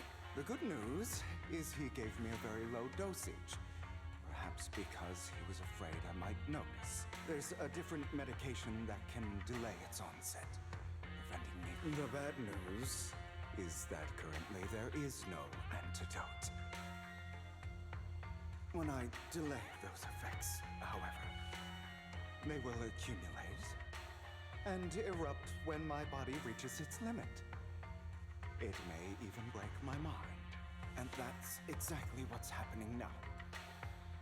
I need to endure those accumulated consequences. So, I will lock myself in this room for however long that takes. I've tied my limbs to prevent me from smashing this place or accidentally hurting myself. Anyway, after you leave, do not open this door, no matter what you... I recommend seeking professional medical assistance. This is advice I received from a doctor. Or are you saying you don't believe I can make it? So, Lycon, come find me here at the scheduled time. All you need to do is smile and await my victory. What if I want to stop you? You know you won't succeed. You never have. And you never will. Time is short. Let's begin. I understand. Don't die, you stupid bastard.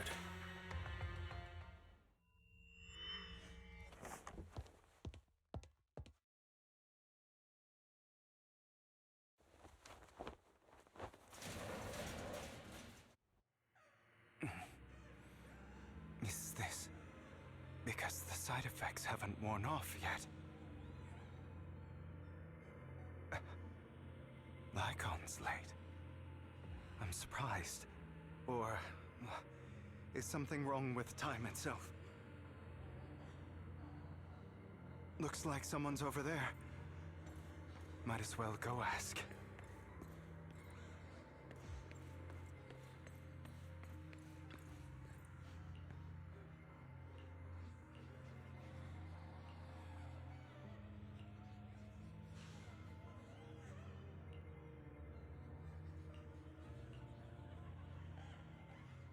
It's all your fault.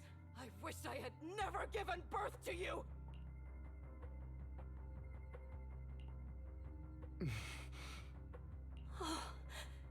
Everything will get better if you just die, right? If you die, he'll come back. We'll have another, more perfect child. Then I will be able to escape this pain. So, Hugo, for the sake of Mommy's happiness.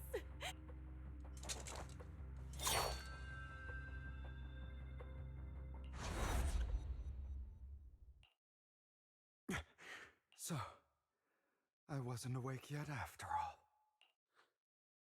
That's because you don't want to wake up again.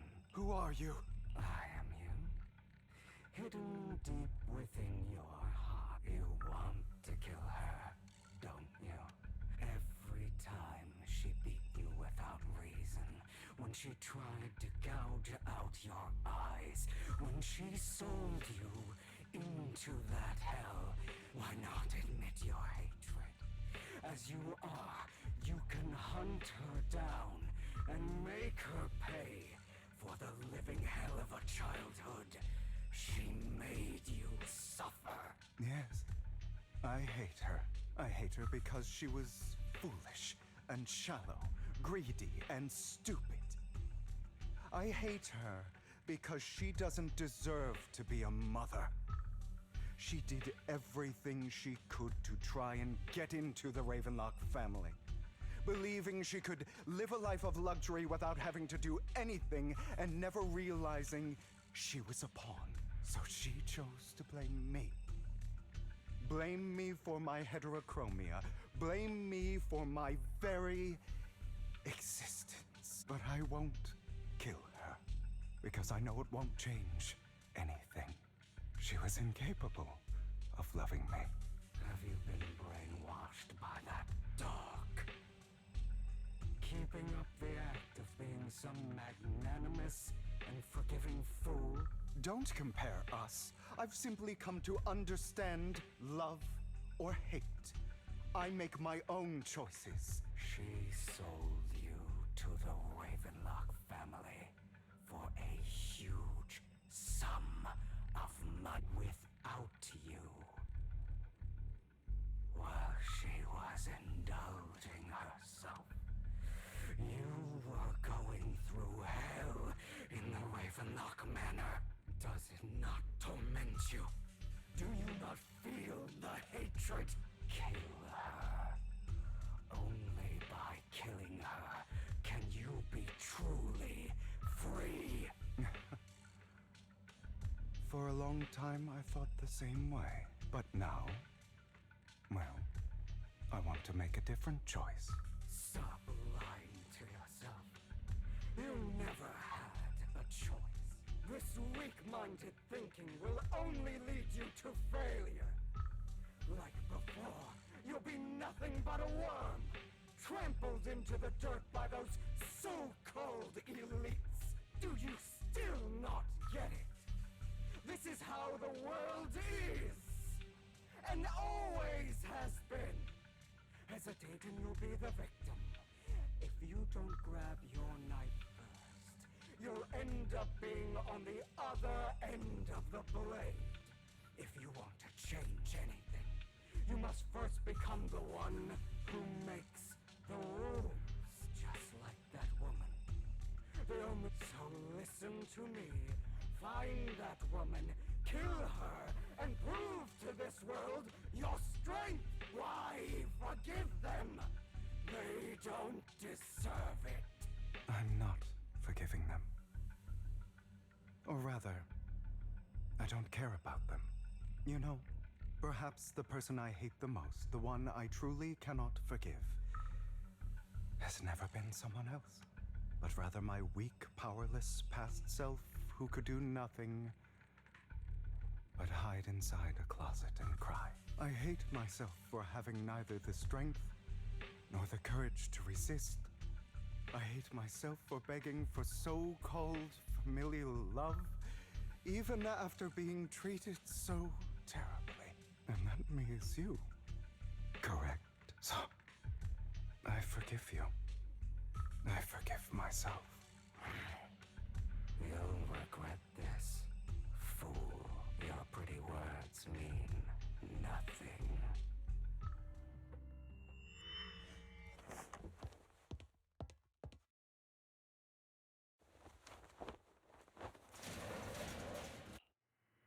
I see. This is still an illusion. I wonder who's going to show up this time.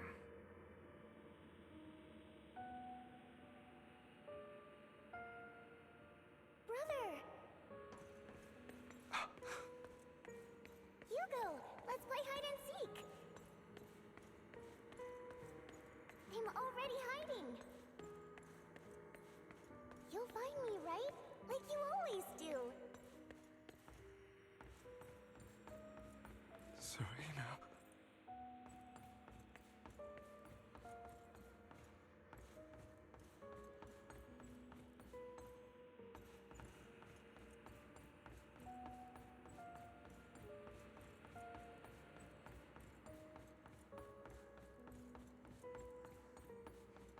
You're looking in the wrong place.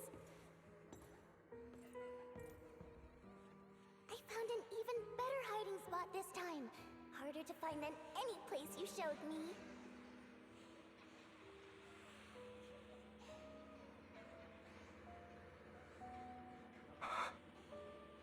Hey, Hugo.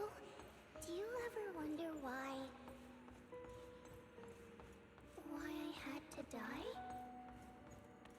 It was because of me. That's right. It was because of you. It's all your fault. If only you didn't exist, I wouldn't have had to suffer.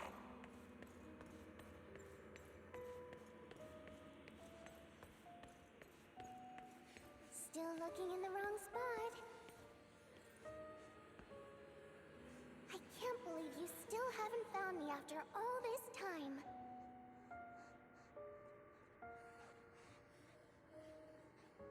Have you forgotten about me?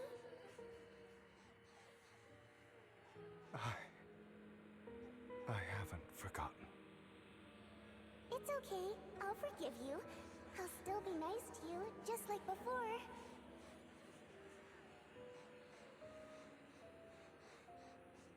I was the only one who was ever nice to you, wasn't I? Yes. Then tell me, why do good people always suffer? Why is kindness always punished instead? Tell me, Hugo, why?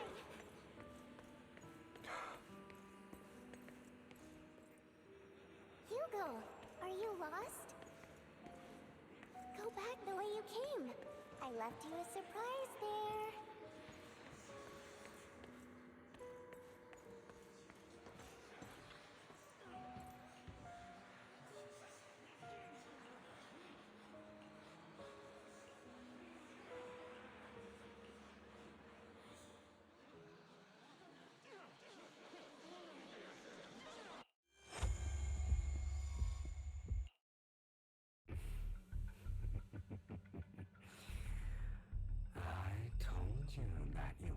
eventually return. We meet again, my friend. I told you, I am you. Of course. I know. Yes, your half-sister. Unfortunately.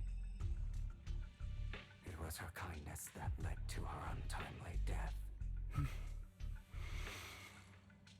It was my fault. I don't like the way you blame yourself. Because that means I'm to blame as well. Your mother sold you to the Ravenlocks. And your father, he saw your talent and wanted to use you to put... My brothers and sisters wanted to get rid of me from the moment they first saw me. In their eyes, you were no more than a slave. But Serena dared to treat you, a slave, as if you were human. And so... They tried to kill me. Many times. So they killed Serena, who was weaker, an easier target, and pinned everything on you. Those cruel brats thought that by reporting this to Father, they could use it to get rid of you. Yet, not only did Father not blame you for the incident, he praised you for it. In this world, only the ruthless, cruel, and merciless can stand at the top. And that's exactly what you managed to live up to. No, you found a perfect opportunity thereafter.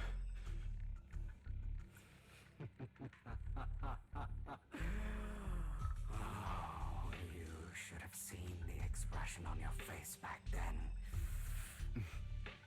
I don't remember that. Here you go again. Trying to deny your desires deep down inside.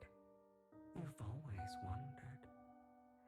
Asking yourself why these evil people never got the punishment they deserved. Don't you want to rip them to shreds?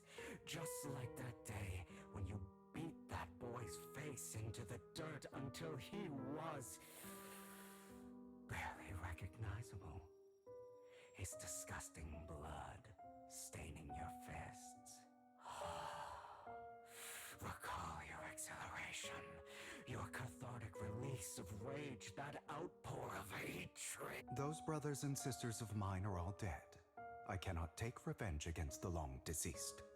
They died by Hartman's hand, dying in the power struggle to become the Ravenlock family's heir, rather than by our scythe. Boring. Boring? I find it hilariously ironic. Children who would murder their own kin for scraps of power dead at the hand of their uncle who followed their example. Is that not karma? Power struggles pitting kin against each other, betrayal, suspicion, and hatred between people of the same blood. It's like a curse, written into the Ravenlock family's genes. Laughably stupid. Don't forget, my dear, that the same blood flows through your veins.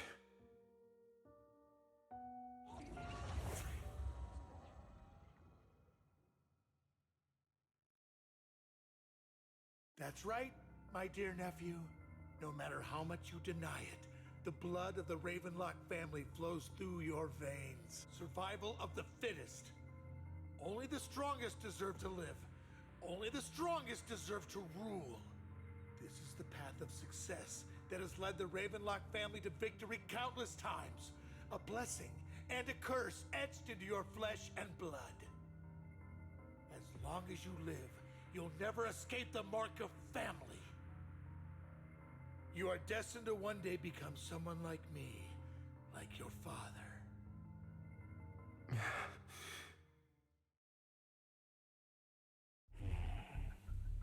Is that fear I sense? I can see you trembling. Why does the Ravenlock bloodline terrify you so? I won't. I won't become like my father. You won't become a failure like him. So relax. Our power eclipses him, and so does our ambition. So, do not deny your own desires. Do not resist your own ambition. This is the talent you were born with. Admit it. Deep within your heart lies a spark, yearning to ignite a raging inferno that will burn everything down. And I am that spark.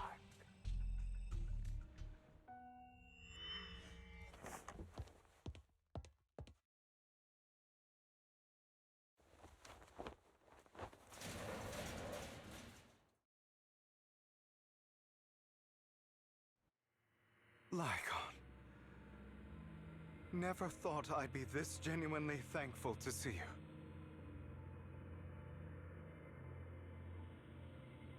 Seeing you means this never-ending nightmare is finally over, right?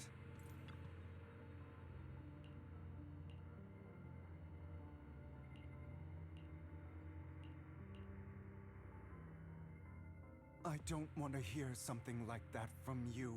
You have no idea what that man, my father, is really like. A person who stops at nothing for their own interests and ambitions.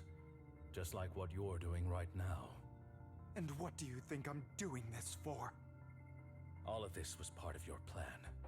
You knew where the Ravenlock family was going to be, so you set Mockingbird's target there. To seek revenge, you plotted to assassinate your own father, but he was too vigilant, and you failed. After almost being assassinated, your father was furious and locked everyone in the hall, but was unable to find the assassin. And what a coincidence that a hollow disaster just occurred in the vicinity. So he used it to eliminate all the unfamiliar faces there, turning them into victims of the Hollow, an easy feat for the Ravenlock family. So, the one who killed innocents was my father, not me. You knew what choice an extremist like him would make, and you used the chaos to once again attempt an assassination. This time you succeeded. You killed your own father, at the cost of innocent lives. Admit it, Hugo. You don't care about anyone else. The only thing you care about is your revenge. How is that any different from your father? Enough. I'm tired. I may hate him for betraying me, but he wouldn't say something like that. What? You aren't Lycon.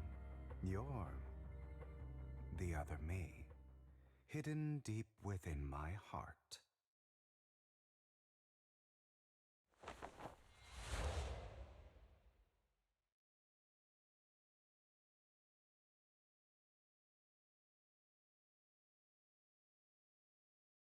I've been waiting for you, my dear. It seems you've already grown accustomed to this place, even turning the tables on me. Just as you said, you are me, and I am you. There's no such thing as having an advantage over oneself. We are ultimately one and the same. Then you should know what I want to say. When you and Lycon split, you didn't even try to clear up the misunderstanding, because you realized that deep down, he was right about you. Some people live only to bring more suffering into this world. For that, I must stain these hands in blood. That's right. Just like what you said before you faked your dad to slay the dragon. He must first become one, with sharp claws, wending fangs, and strength enough to destroy anything. You know the truth better than anyone. If you hadn't hesitated, and instead seized the first opportunity to kill your father, innocent civilians wouldn't have died. Your partner wouldn't have lost an eye and both legs trying to save people. You can save more people. Save good people. Save more lives than the evil ones you take. I've spent countless hours in regret over that incident. So why not submit to your true nature? I wasn't responsible for Father's death. His schemes to kill the head of the family were all so he could take control. So, for a behemoth like the Ravenlock family, with its roots so deep, a single person's death, regardless of who that person is, wouldn't change anything. Of course, whether it's Tops, the Mayflower family, or even the entire world, it's actually all the same. I refuse to be dragged down by pointless hatred any longer. You foolish, stubborn idiot. Or are you going to follow Lycon and Jack's twisted logic? Otherwise, why would you hide this whole scheme of faking your death from them?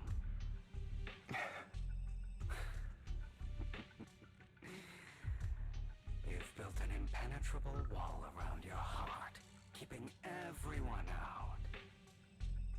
Of course you are right to do so. No one in this world can be trusted. Always. All you'll receive is hatred from your own blood and no love. But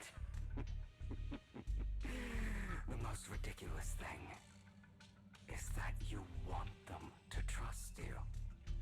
You stay silent and long for them to notice your suffering. That's why you are incapable of exploiting them for your own ends. But remember, only the weak need companions, and we are children born from hatred. Come, let me show you what powers we can wield. But you are me, and I'll never lose to myself.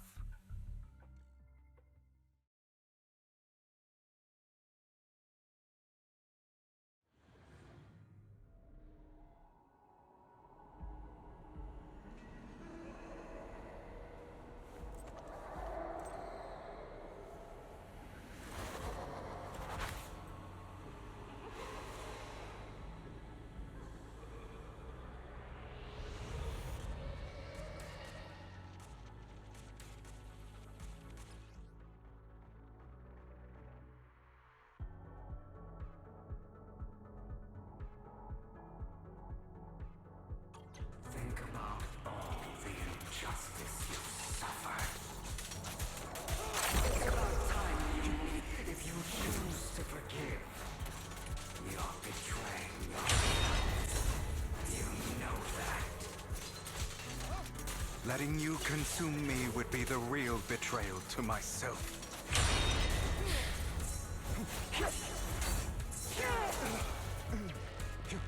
I have you now.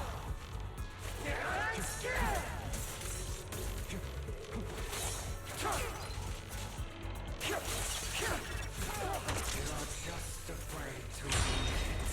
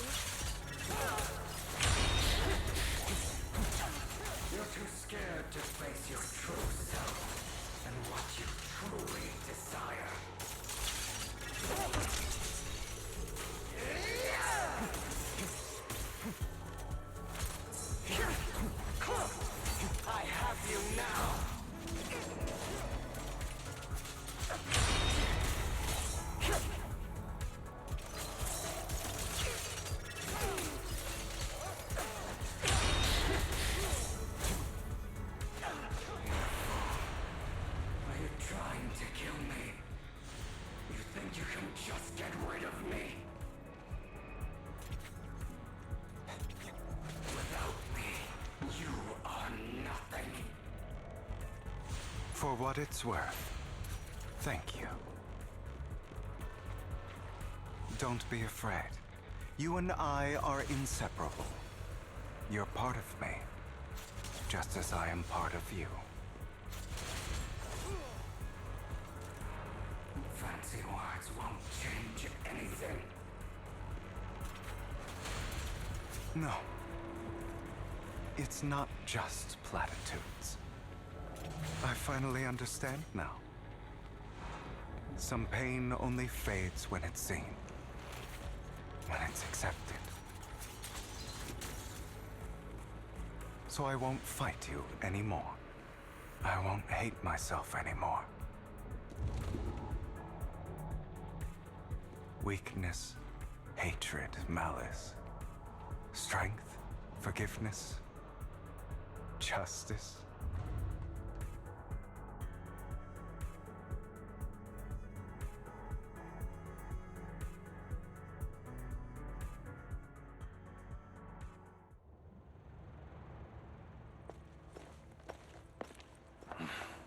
Hugo, it's time.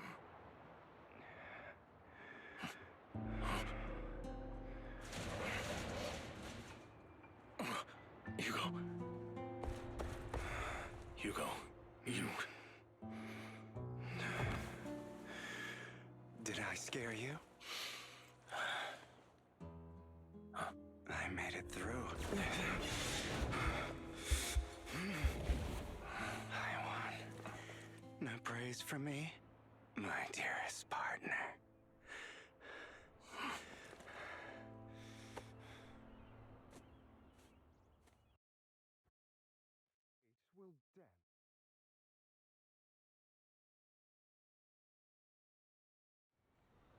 This is just like what I saw in my dream.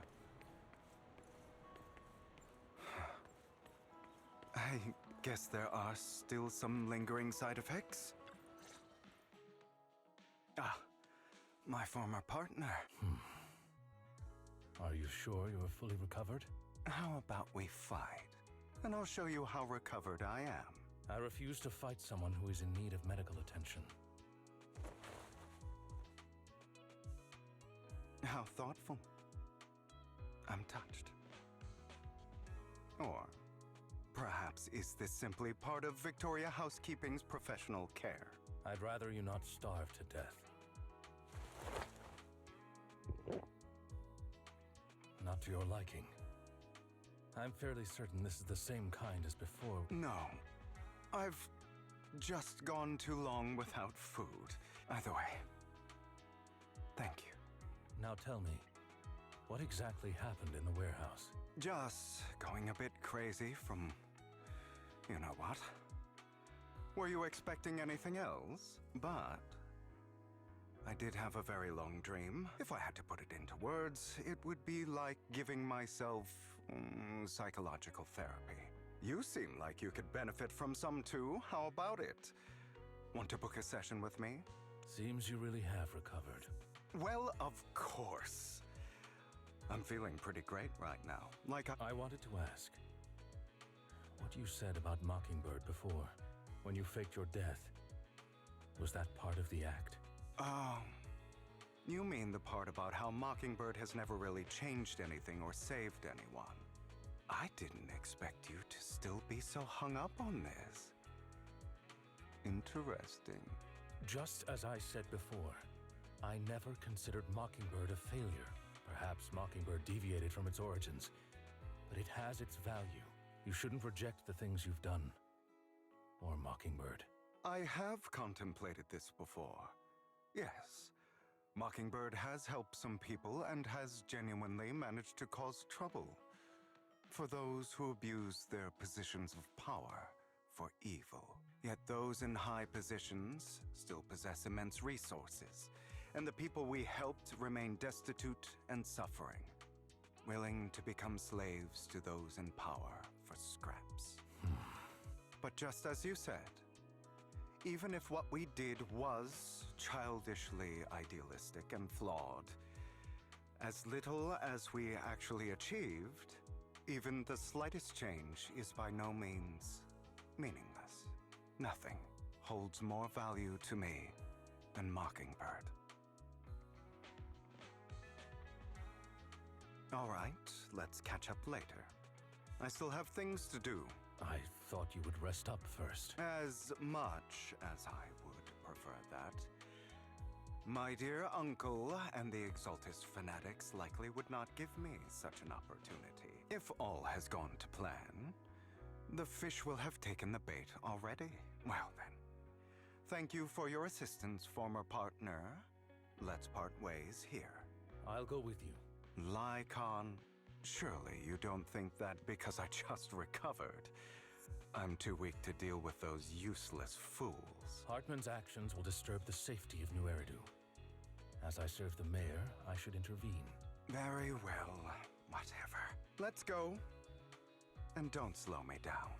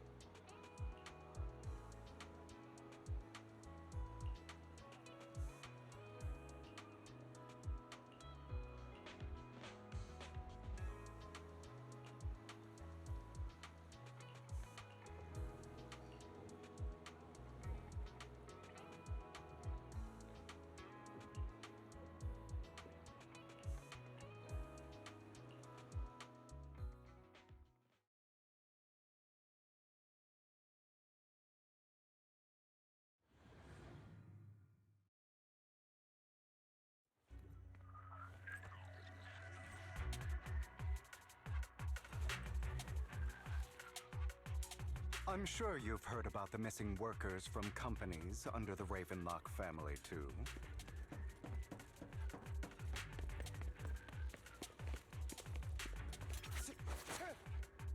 I know where they are.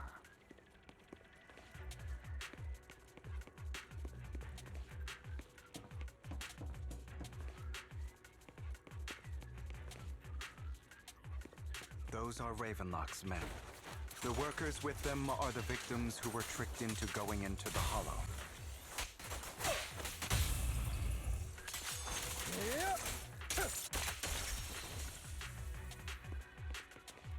Come on, let's get them out of here.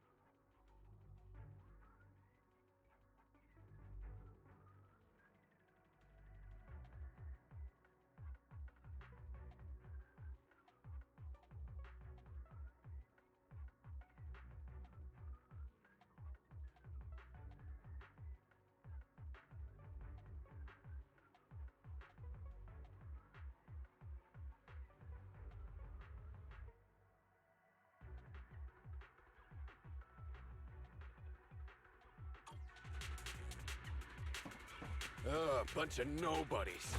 Annoying as hell. Kill them! You're welcome to try.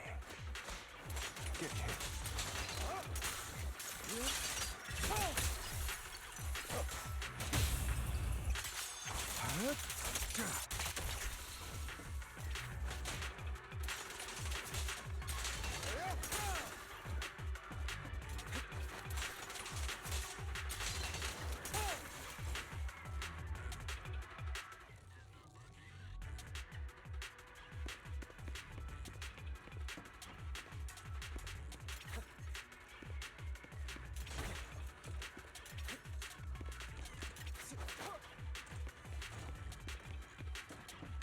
More workers here. And quite a lot of them.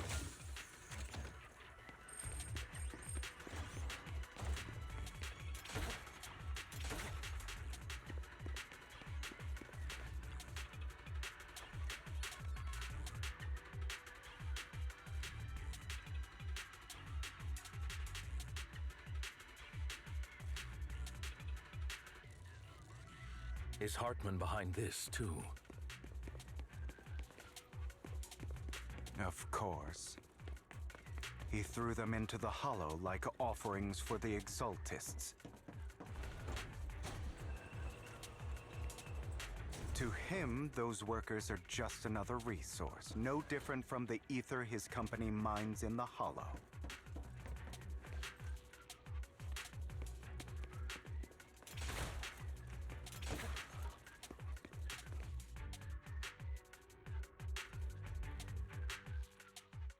There's more over there. Let's hurry. It's different this time. I still need more direct evidence to ensure the plan is absolutely foolproof.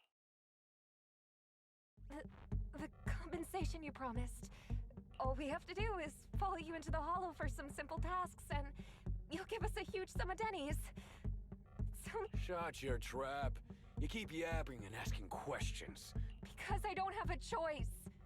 My daughter was previously caught in the Hollow disaster and suffered severe corruption. It's the same for me. A serious illness at a senior age. I need the money.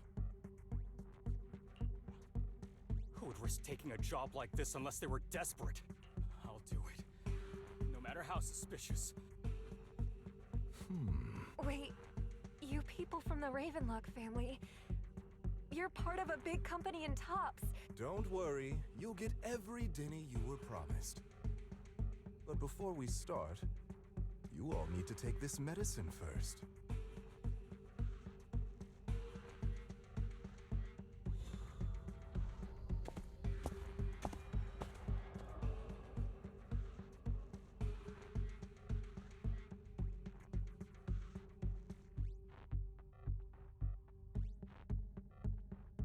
Bro, should we really... These workers keep talking. We're wasting time like this. And the sooner they take it, the sooner it'll be over. What? You didn't say anything about having to take pills before. Look, this is good stuff, all right? It'll increase your ether aptitude. There's tons of people who'd kill for something like this. Exactly! You'll be working in the Hollow for several hours. This is essential medication. You have to take it before we continue. If you refuse, then you can forget about the job. Of course, you won't receive the compensation either.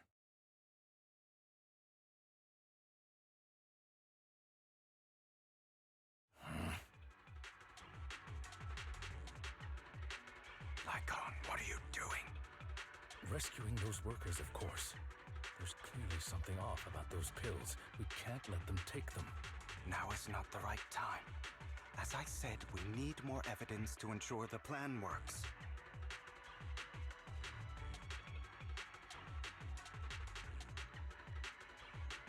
And as I said many years ago, you can't exploit innocence to achieve your goal. So that's how you see it. If that's not what you want me to think, then explain everything to me.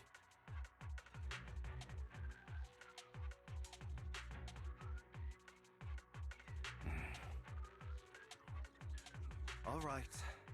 It's a little complicated, but simply put, these workers will be fine. Of course, it's your choice, but if you try to rush in, I will stop you. I trust you.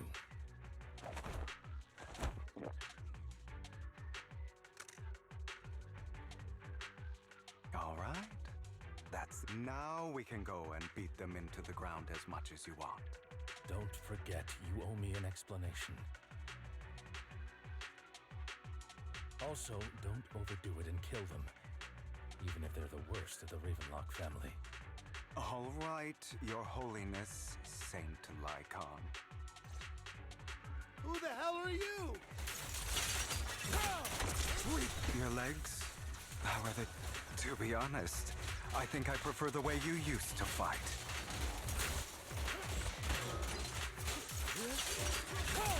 You had a lot more aggression. I've merely learned to control my strength.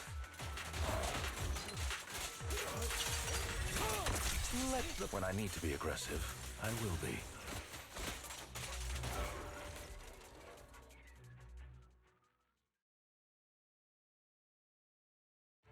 Damn it! Who the hell are you? How dare you mess with the Ravenlock family?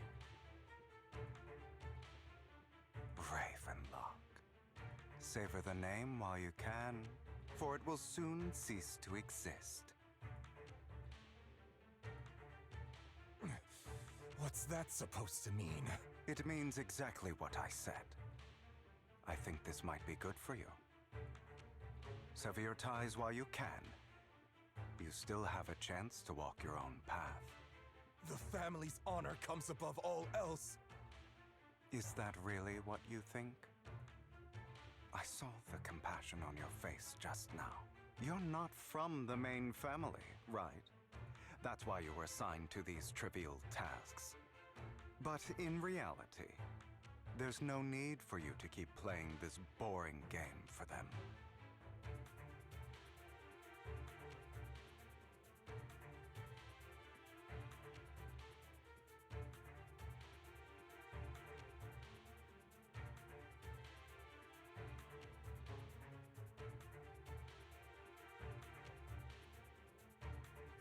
I don't have a choice. From the moment I was born into the Ravenlock family, You always have a choice. All right, let's end the small talk here. Don't worry, Lycon. I didn't hit them too hard, just How's that? My acting's pretty good, right? as always. A certain someone should take some lessons from you. I'll leave the rest to you then. Okie dokie. Okay, now can you tell me exactly what's going on here? As you can see, that worker just now was actually an informant of mine. The pills were swapped out with vitamin tablets. Outside of this batch, some workers have already taken the actual substance Hartman has. But rest assured, the antidote for it is already in development. I found the best in the field to help, and with the data I collected before, we should have results soon. I wanted to ask. The reason you decided to lock yourself in a room and endure the effects of the drug, besides getting evidence, it was also to collect data on this drug in order to create an antidote, correct? It seems you're not completely beyond hope. I thought you were just being stubborn. Sometimes I wonder if you know me at all. Then, I have one last question. Why did you never tell me any of this back then? The truth is, I heard everything. That before he passed away in that small attic. When Jack called you aside and gave you those warnings. When he told me you might go down the wrong path? That's right. You never said anything. What would I even do? Scream and rage over your suspicions, or get on my knees and beg for you to trust me? You know there's no way I'd allow myself to do such a thing. Besides, back then, even I was confused about myself. Jack, It's all in the past. You don't need to explain anything to me. Enough. We should get going. If we're going to reminisce over the past, we should find a more suitable location. Lycon? That incident back then. I didn't do it. It was a scheme Hartman devised to take over the family. It was Hartman who killed my father, too. I only discovered the truth long after the fact. I did indeed attack my father, and I thought he was dead. But he wasn't. I couldn't kill him. And even before that, if I hadn't hesitated, none of what followed would have happened.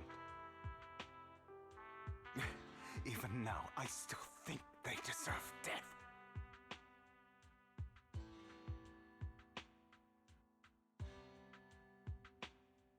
But I no longer care to personally deliver that fate. They're beneath me.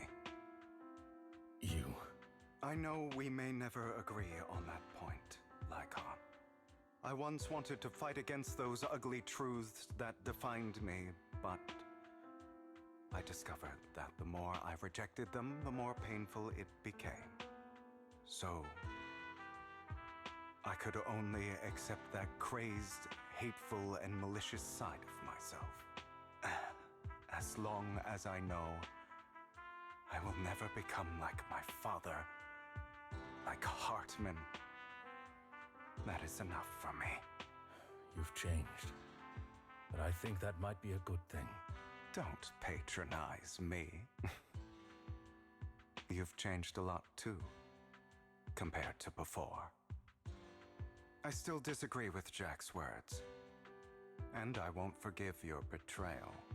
I will walk the path I believe is right, even if I must tread over thorns and through the mud. But I will also allow you to walk your own path, Lycon. Should I say thank you? You're welcome. Come to think of it, we haven't talked about your legs and eye. It was just an accident, not your fault. I'm doing well now. I hope you are too. On the contrary, perhaps I should be the one apologizing. I misjudged you. I used to think you wanted power, that everything you did was for your own ambitions. I thought you wanted the power to pass judgment on all in this world, like a god. I am a god. I am my own god. Or you could say that in this world, everyone is their own god. There are many things that we are powerless to change. But there are also many choices we can make.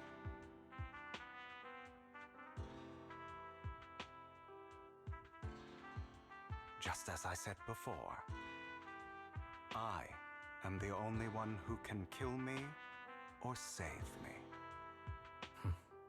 I'm glad you think that way. Let's go. I still have one last thing to do. To witness the end of Ravenlock.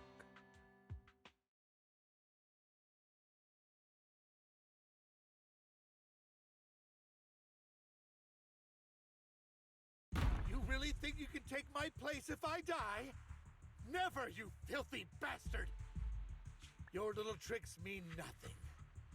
As long as the Ravenlock family stands, I can still get back on my feet. You still don't get it, do you? This was never about avenging my father. And I don't care about taking your place. I didn't come this far just to kill you. That'd be pathetic. Right on cue. Why don't you take a look at this? On behalf of TOPS, I'd like to clarify that we had no involvement in the Ravenlock family's actions. TOPS is officially terminating all partnerships with the Ravenlock family, effective immediately. Are you crazy? What the hell do you get out of ruining the Ravenlocks? You want to be a petty thief forever? Thief? Oh, Uncle.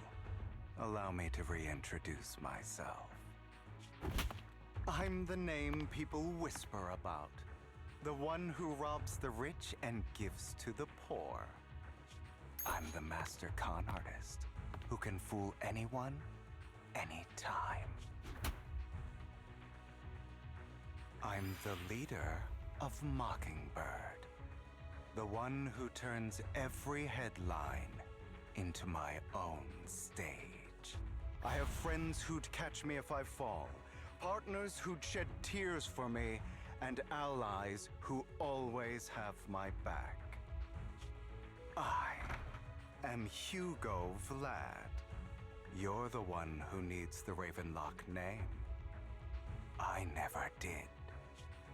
You ungrateful bastard! You should have never been born. You flatter me. Same goes for you, Uncle.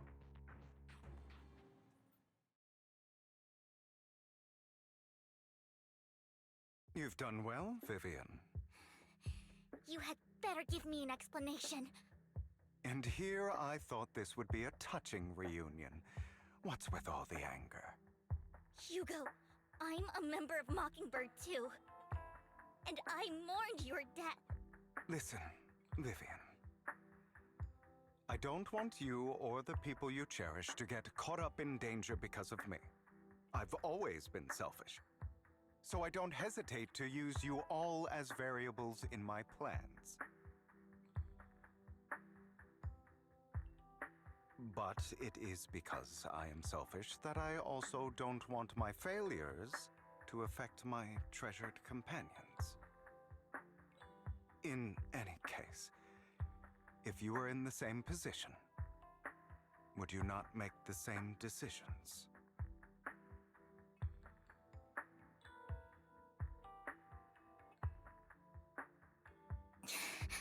Lycon's taking care of everything outside. We should go. Also, Belle, thank you. And I'm sorry for the whole act where I threatened you. It was the only way for Hartman to drop his guard against you and leave you be. I, Hugo Vlad, am forever indebted to you.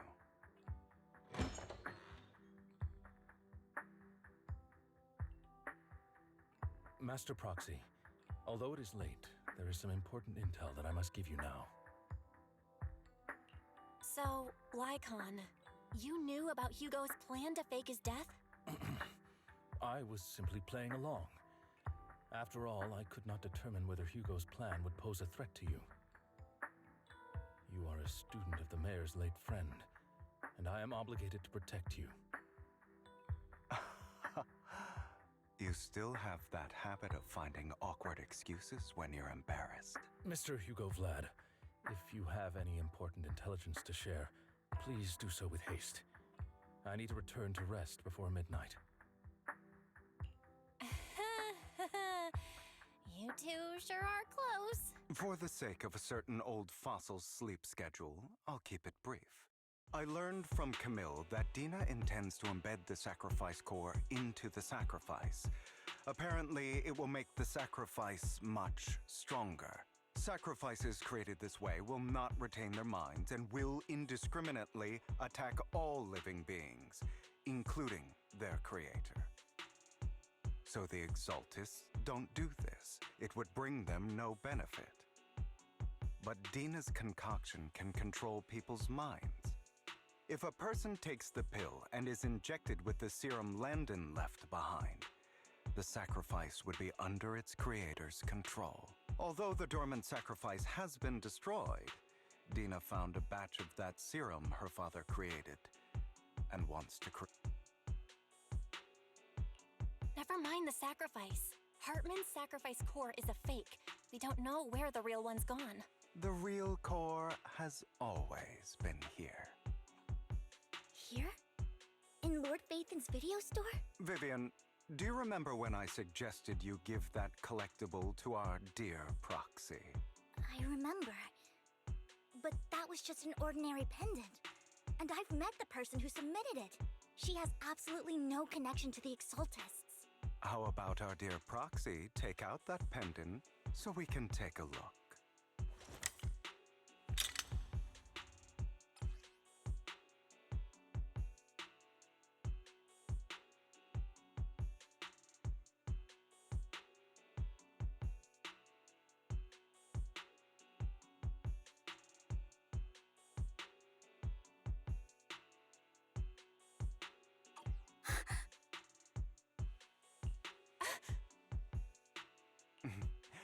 I'll take your surprised expressions as a compliment for my little trick.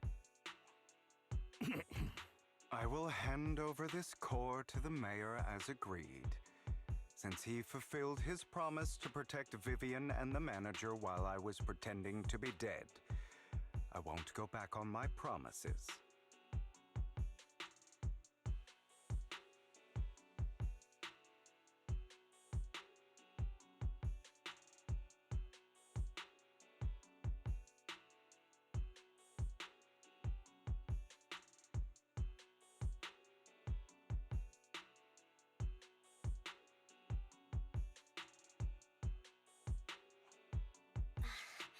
No wonder the mayor would promote rhetoric favorable to Mockingbird. I can't believe I thought he was actually being sincere.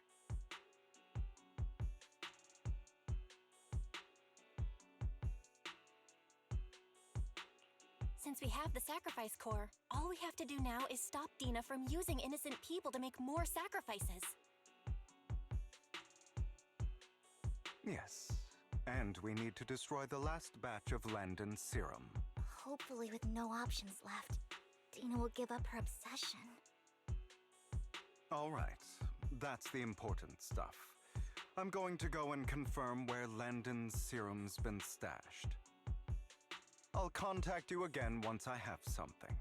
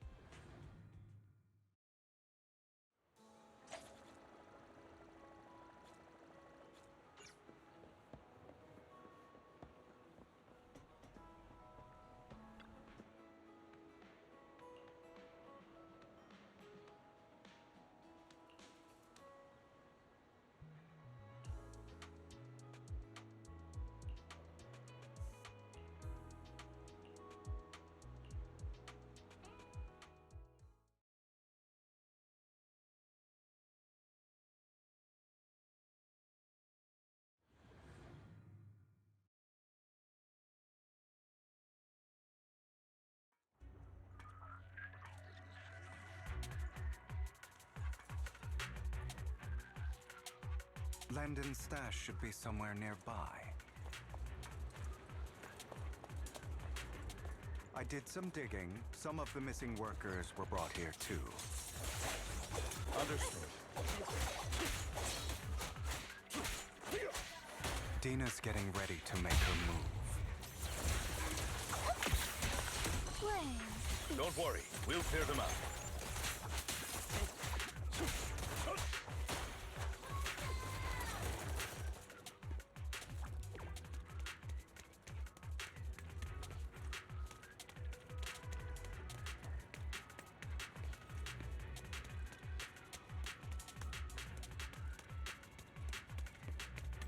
They're trying to destroy the goods! Stop them!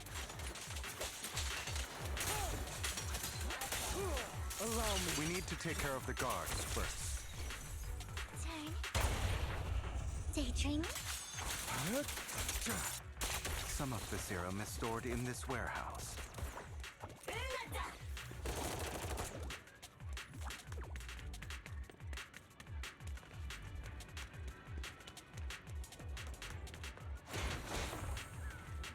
You're not taking anything from here! Fine, I feel it. Hugo, get the guards first. In position.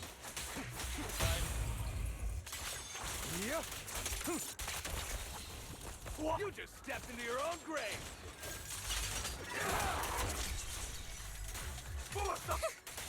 Fools. On with you.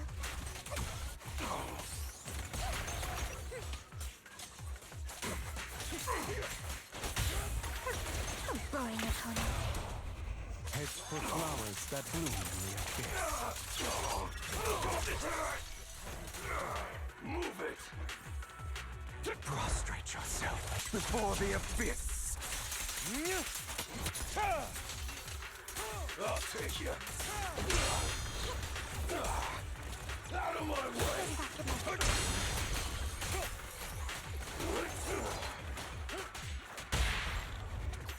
How irksome. Tales for the dawn that sets the world alight.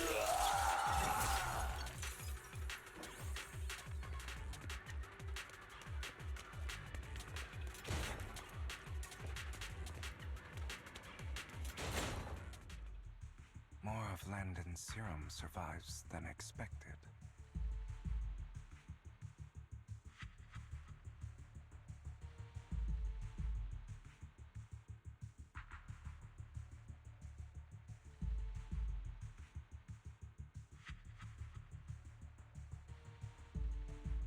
Fortunately, since they're still here, it means There's likely a lot more stashed around here. And we have yet to... Our actions here won't go unnoticed. Perhaps they're making plans to deal with us on their side. With Landon and Dina's concoctions combined, she may be capable of creating a sacrifice that obeys her. How about we split up? Hugo and Lycon will destroy what remains of the substance around here, and Vivian and I will go search elsewhere. Very well. Let's go with your plan. But, according to Camille, she's absolutely obsessed with completing her father's dying wish. Let's part ways here for now. And perhaps the other manager could use Eos to guide us. Sure. I've been feeling better these past few days, so just follow me. It's only now that I realize how fortunate we are to have two Lord Faithins. Although, I feel like our work's doubled. In the past, Belle and I would only ever work on the same route. Greater power means more responsibility. And in any case, I'm sure the mayor would be able to provide double compensation. I will request additional compensation from the mayor. Compensation is just one aspect. It's one thing with Belle being in the Hollow in person, but now with us working on separate routes, I can't help but worry even more for her safety. Oh, but I trust in your abilities. I'm just not quite used to this.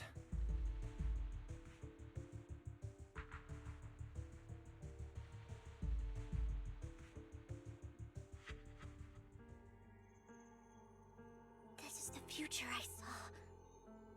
Lord Phaethon.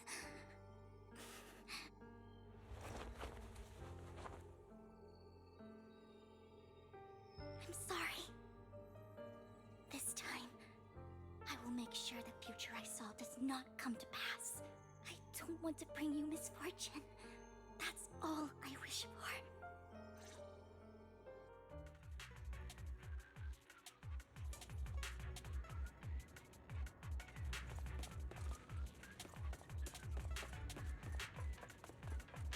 Leave this to me, Lord Phaethon. Who dares get between me and Lord Phaethon?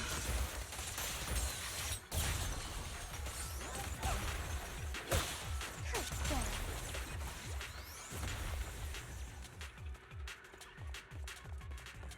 Lord Phaethon, there might be more serum here.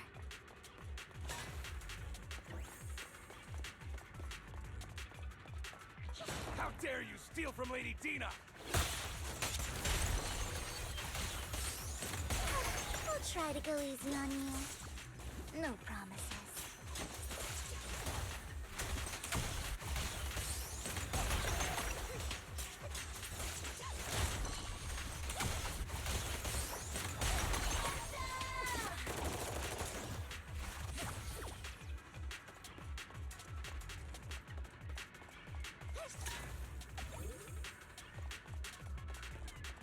There are containers by the fissure.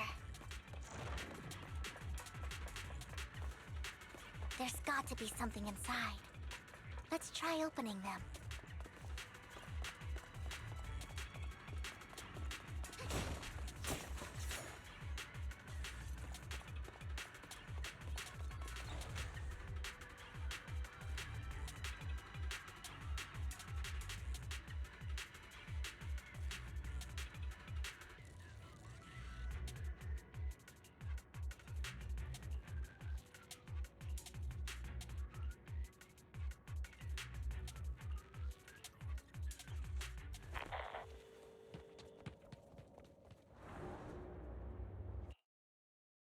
It must have been tough for you to find this place. Vivian, if you had stayed out of it, I wouldn't be so eager to get rid of you. Those people have been taken to safety. You're all out of options. They're just mere test subjects. So what if they get away? There will always be people consumed by greed. In any case, what are a few sacrifices in comparison to the completion of Father's grand ambition? Dina, you deceived those people. They didn't come willingly to you.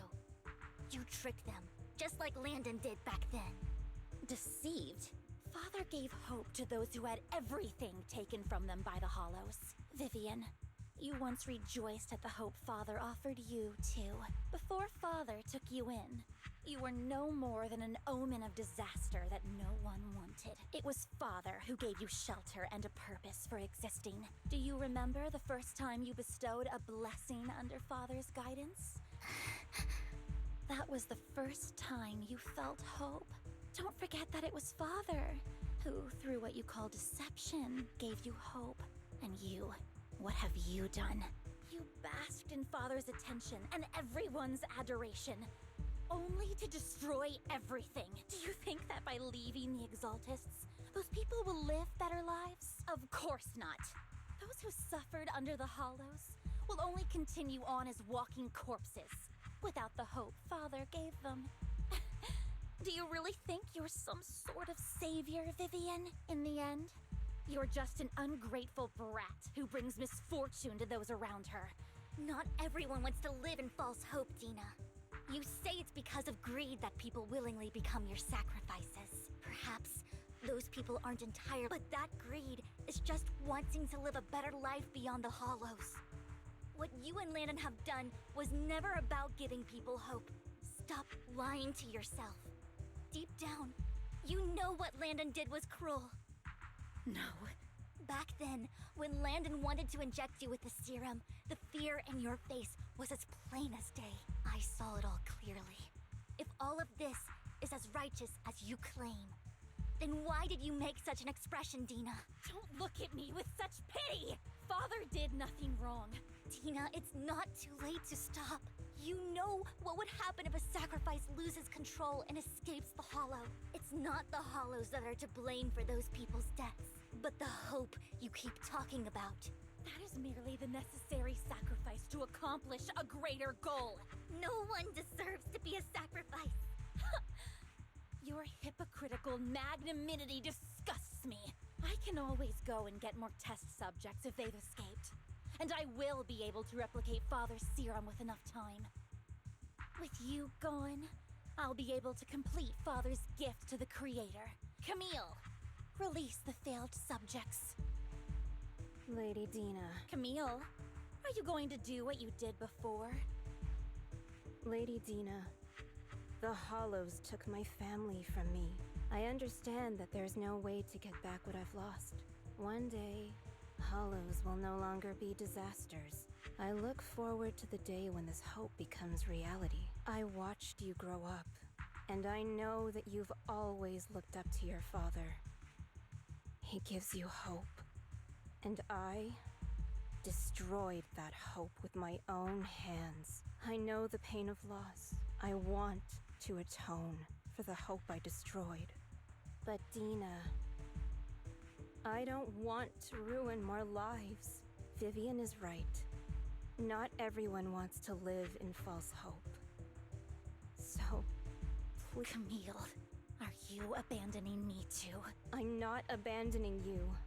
I just don't want to see you go past the point of no return. The point of no return? No, Dina. You can still turn back. I'll be your way back. Where are you going, Camille? I made a deal with Hugo and the mayor. If someone needs to take the fall for this, let it be me. I did it. I've been forcing Landon's only daughter, Dina, to research how to create sacrifices. I colluded with the Ravenlock family for my own gain. Everything Dina did was under duress. Since I've kept her captive for so long, she doesn't have the skills to survive as an independent member of society. She'll need a caretaker and teacher. No! I refuse, Camille! I refuse to accept this! Dina, I'm going to dispose of those failed subjects. I won't allow it! You'll die! I won't allow it! You've always followed my orders, and you will follow them now! It wasn't your orders that I've been following. My younger sister, who was stolen from me by the Hollows, also had such beautiful red hair. When Landon told me the Creator could bring me hope, you were standing there, right behind him. I was certain, then and there, that this was the hope the Creator had given me. Start over, Dina. You still have so long, so much time. That's not what I want! Camille, you're not allowed to die! I won't allow it! I won't allow it! Goodbye, Dina. And I'm sorry, Vivian. I'll leave the rest to you.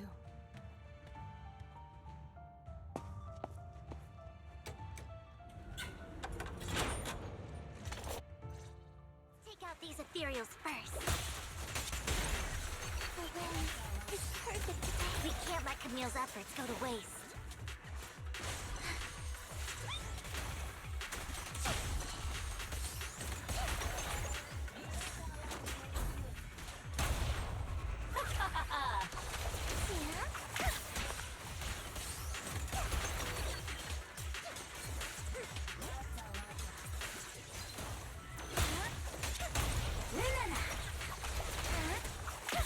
Let's go after Dina, Lord Phaethon.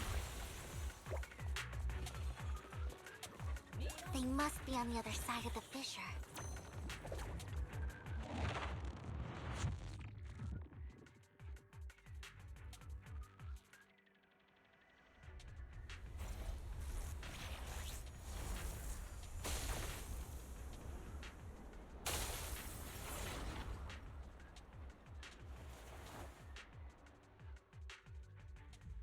Are you satisfied now, Vivian? You were the one who brought yourself to this point. You're saying this is all my fault?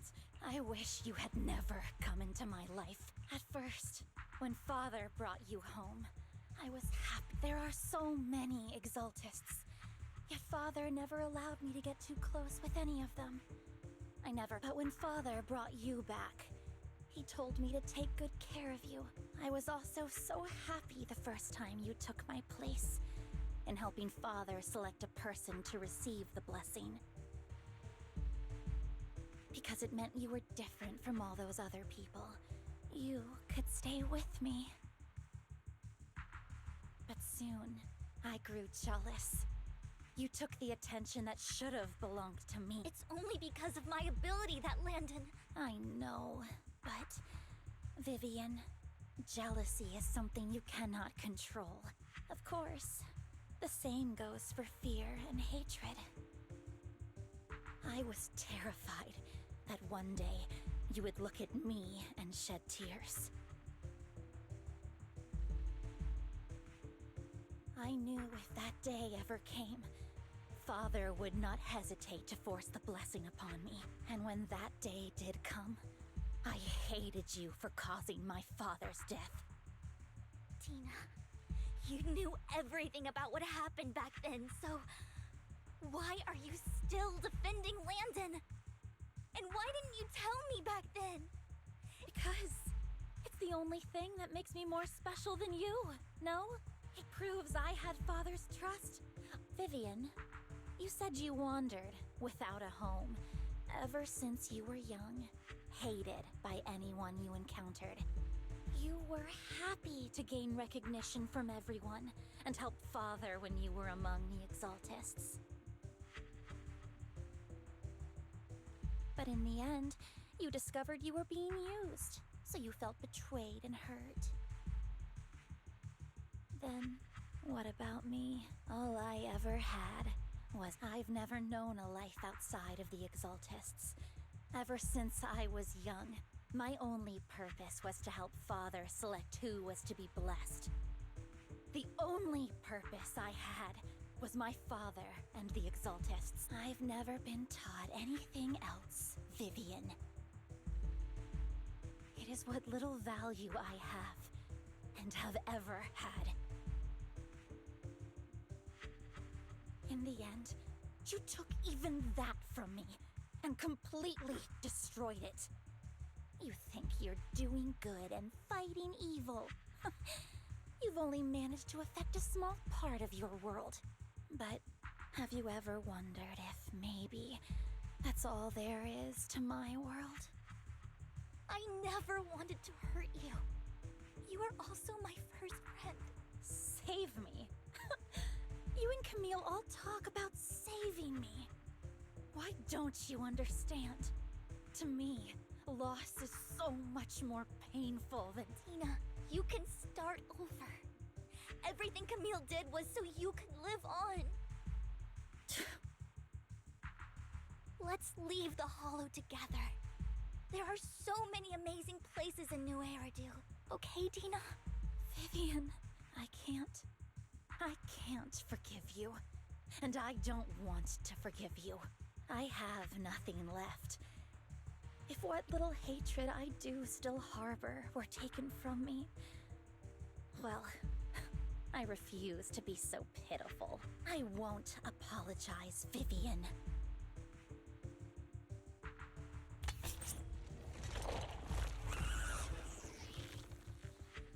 I don't want to hate myself. So I can only hate you for killing my father. And hate... That's just the kind of person I am. Hateful and despicable. I refuse to owe anyone anything. Vivian, I will keep hating you. I will take all who are precious to you. I will also hate Camille. So I won't do as she wished and start a new life. Vivian, if you had never existed... If I had never... Lord Phaethon, please do not interfere. She was my first friend. I'm going to bid her farewell.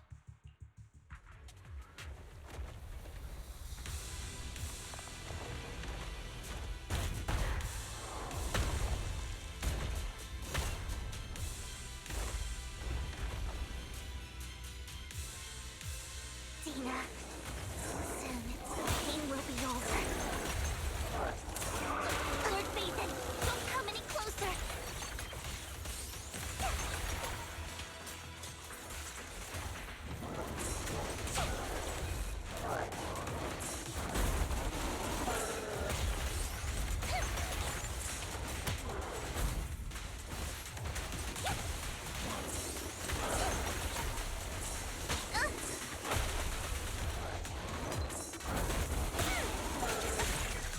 Notice me, Lord Phaethon.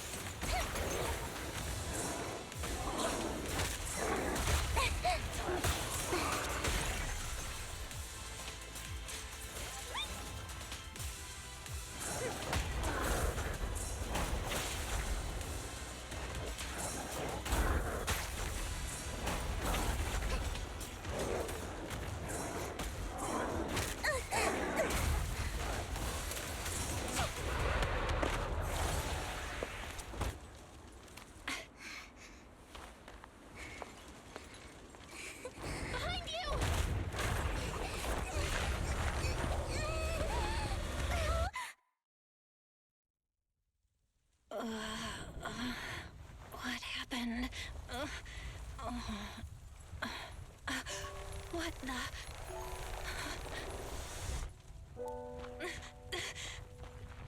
Vivian! Belle, don't come near me.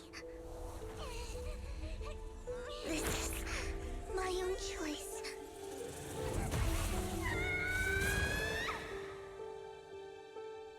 I will change the fate I saw. Vivian! I just want you to remember me when I looked my best. Vivian! Vivian, your body. I'm sorry you had to see me like this, but I don't want to be the one that only brings misfortune anymore. No, please.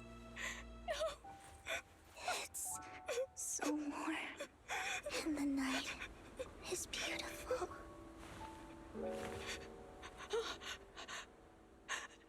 Vivian?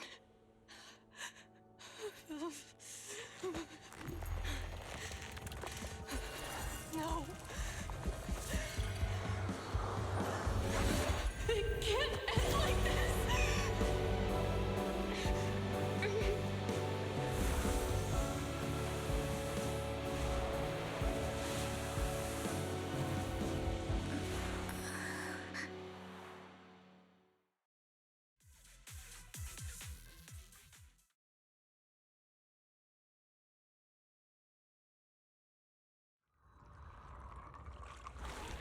Belle, you're scaring me. Belle, I'm so glad you're awake. What happened? I remember Vivian and I... Wait, where's Vivian? She injected herself with Landon's serum. Hugo and Lycon brought you out of the hollow. You were in a coma and... I'm so glad you're safe. And you said Vivian used the serum on herself? But she looked fine to me, barring a couple of scratches. Hugo sent a message earlier saying he got her checked over, and she was alright. Can you recall what happened? The situation was dire, so Vivian used the serum on herself to defeat the Ethereals. I saw the crystallization process starting to occur.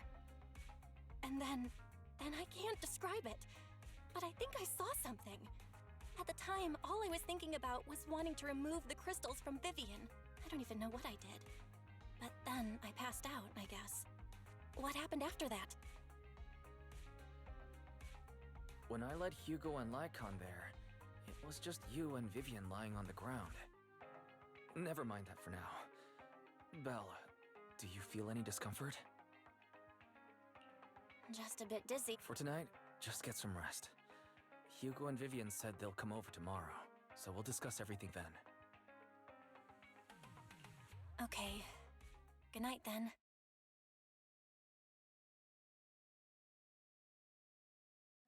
Lord Phaethon! How are you feeling? Vivian? I was just so worried. Sorry. Anyway, Lord Phaethon, I'm so glad you're okay. What happened this time was all my fault. You only became an ethereal to defeat Dina. If it weren't for you, neither of us would have made it out alive. So, what happened?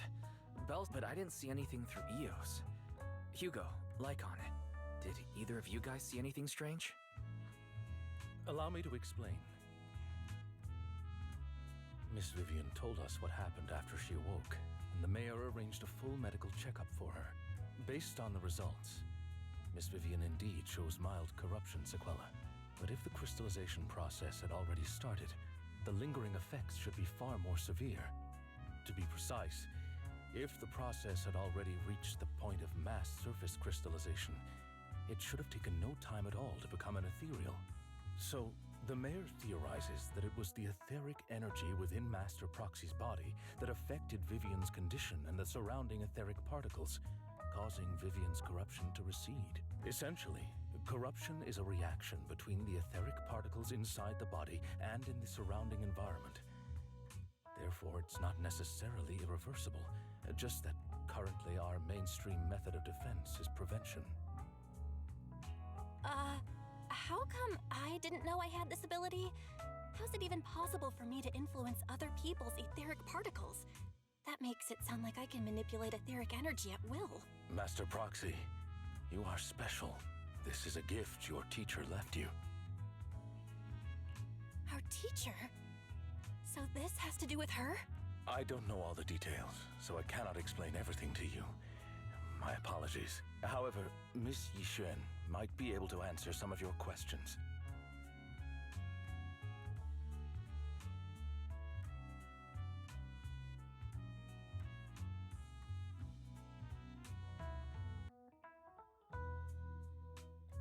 She will visit you sometime soon, so please feel free to ask her any questions you may have.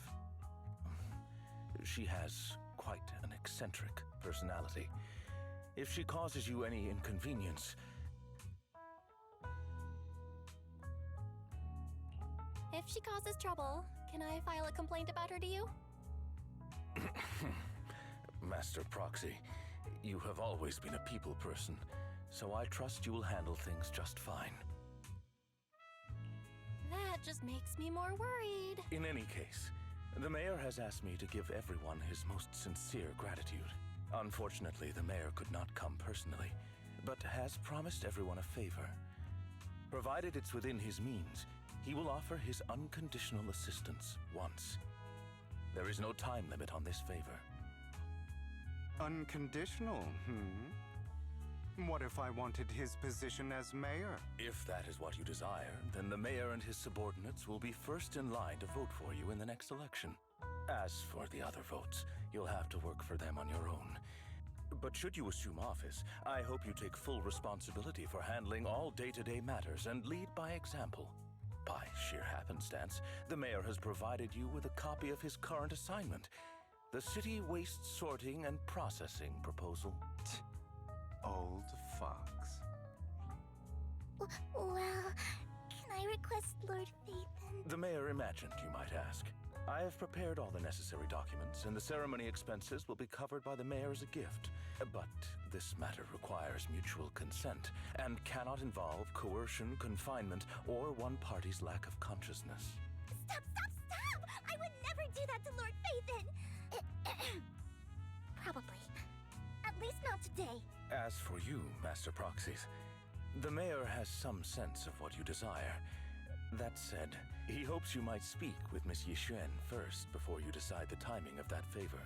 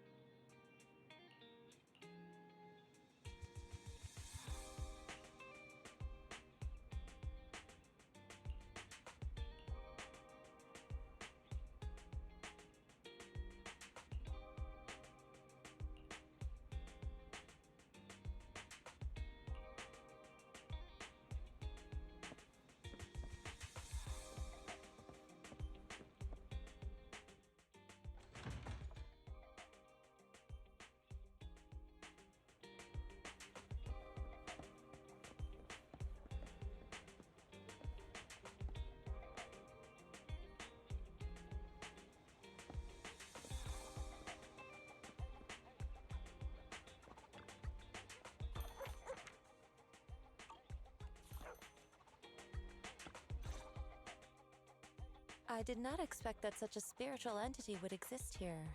It appears this street is a geomantic gem.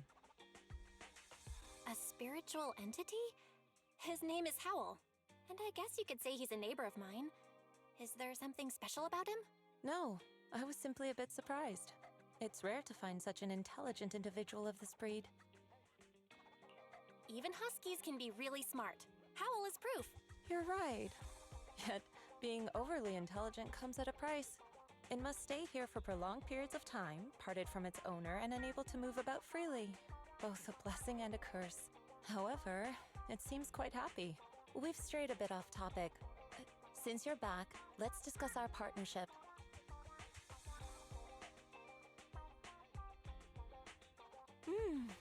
Nice job. Good air circulation, excellent layout. Very suitable for a business. Your bamboo here are also very energetic. It seems your fortune is good when it comes to wealth. Didn't expect you to understand feng shui. Thank you for your blessings. But who exactly are you? I suppose this is our first official meeting since parting ways in the Hollow. Now that both of you are present, allow me to reintroduce myself. My name is Yishuan, a mystic from Yunquei Summit. Wait, mystic?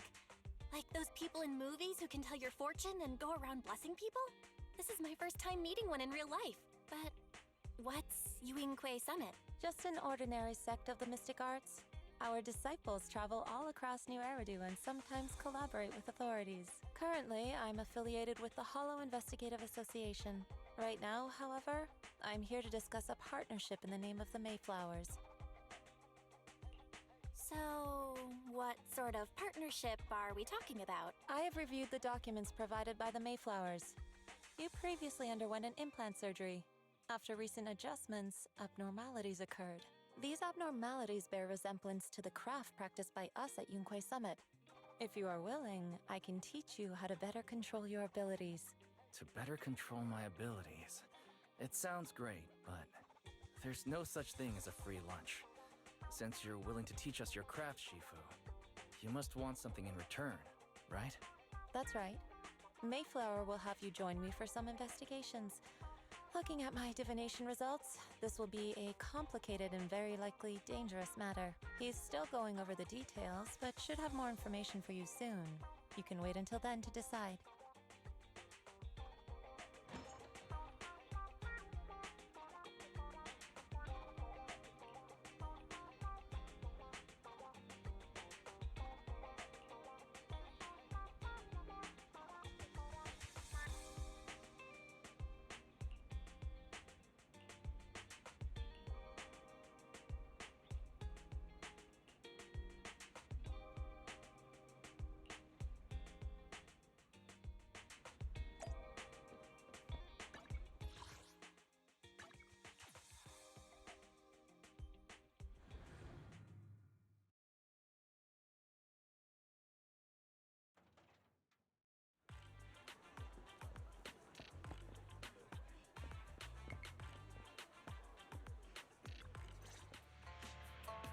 Please, help me check my fortune! Here's my pop. Look, doesn't this thick wealth line mean I'm about to strike it rich? I've looked it over, and your fortune is decent. Huh? You barely looked at it! You have good fortune. I do. Thank you so much. Next, it's my turn. Hey, wait. So, this is where you were. Who are all these people? You're here, Belle? I decided to take a break. I didn't expect so many people to come seeking my divination services. Don't worry, I need no more than a simple spell to solve this matter. Fortune-telling services is 10,000 dennies per session. All gone? Good. It seems the Banish Wealth and Desire spell is still effective. Banish wealth and desire? This isn't the kind of craft you said you were going to teach us, is it? Our video store— Of course not. This is just a trick to deal with trouble. I'll take my time showing you the true craft of Yunquei Summit. For now, let's find that shop.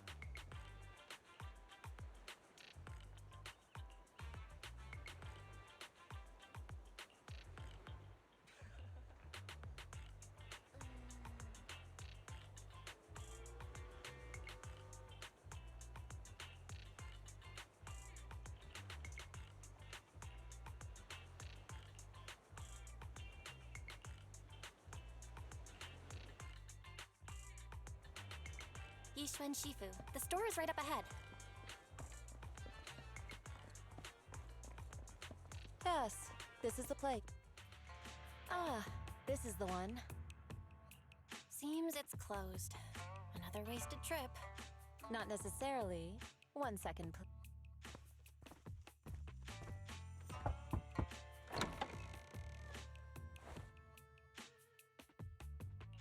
Huh? Relax. The boss prefers to do business with people they know. They like their peace and quiet. I'm an old acquaintance and just wanted to retrieve something. What a strange private business. Just some things needed for our future investigations. Really? Shifu, I feel like you're always so mysterious. Rest assured, I'm not hiding anything from you. It's simply because the correct time has not yet arrived, so there is no need to rush. Since we've already obtained what we came for, let's part ways here. There will be plenty of time in the future. We will certainly meet again.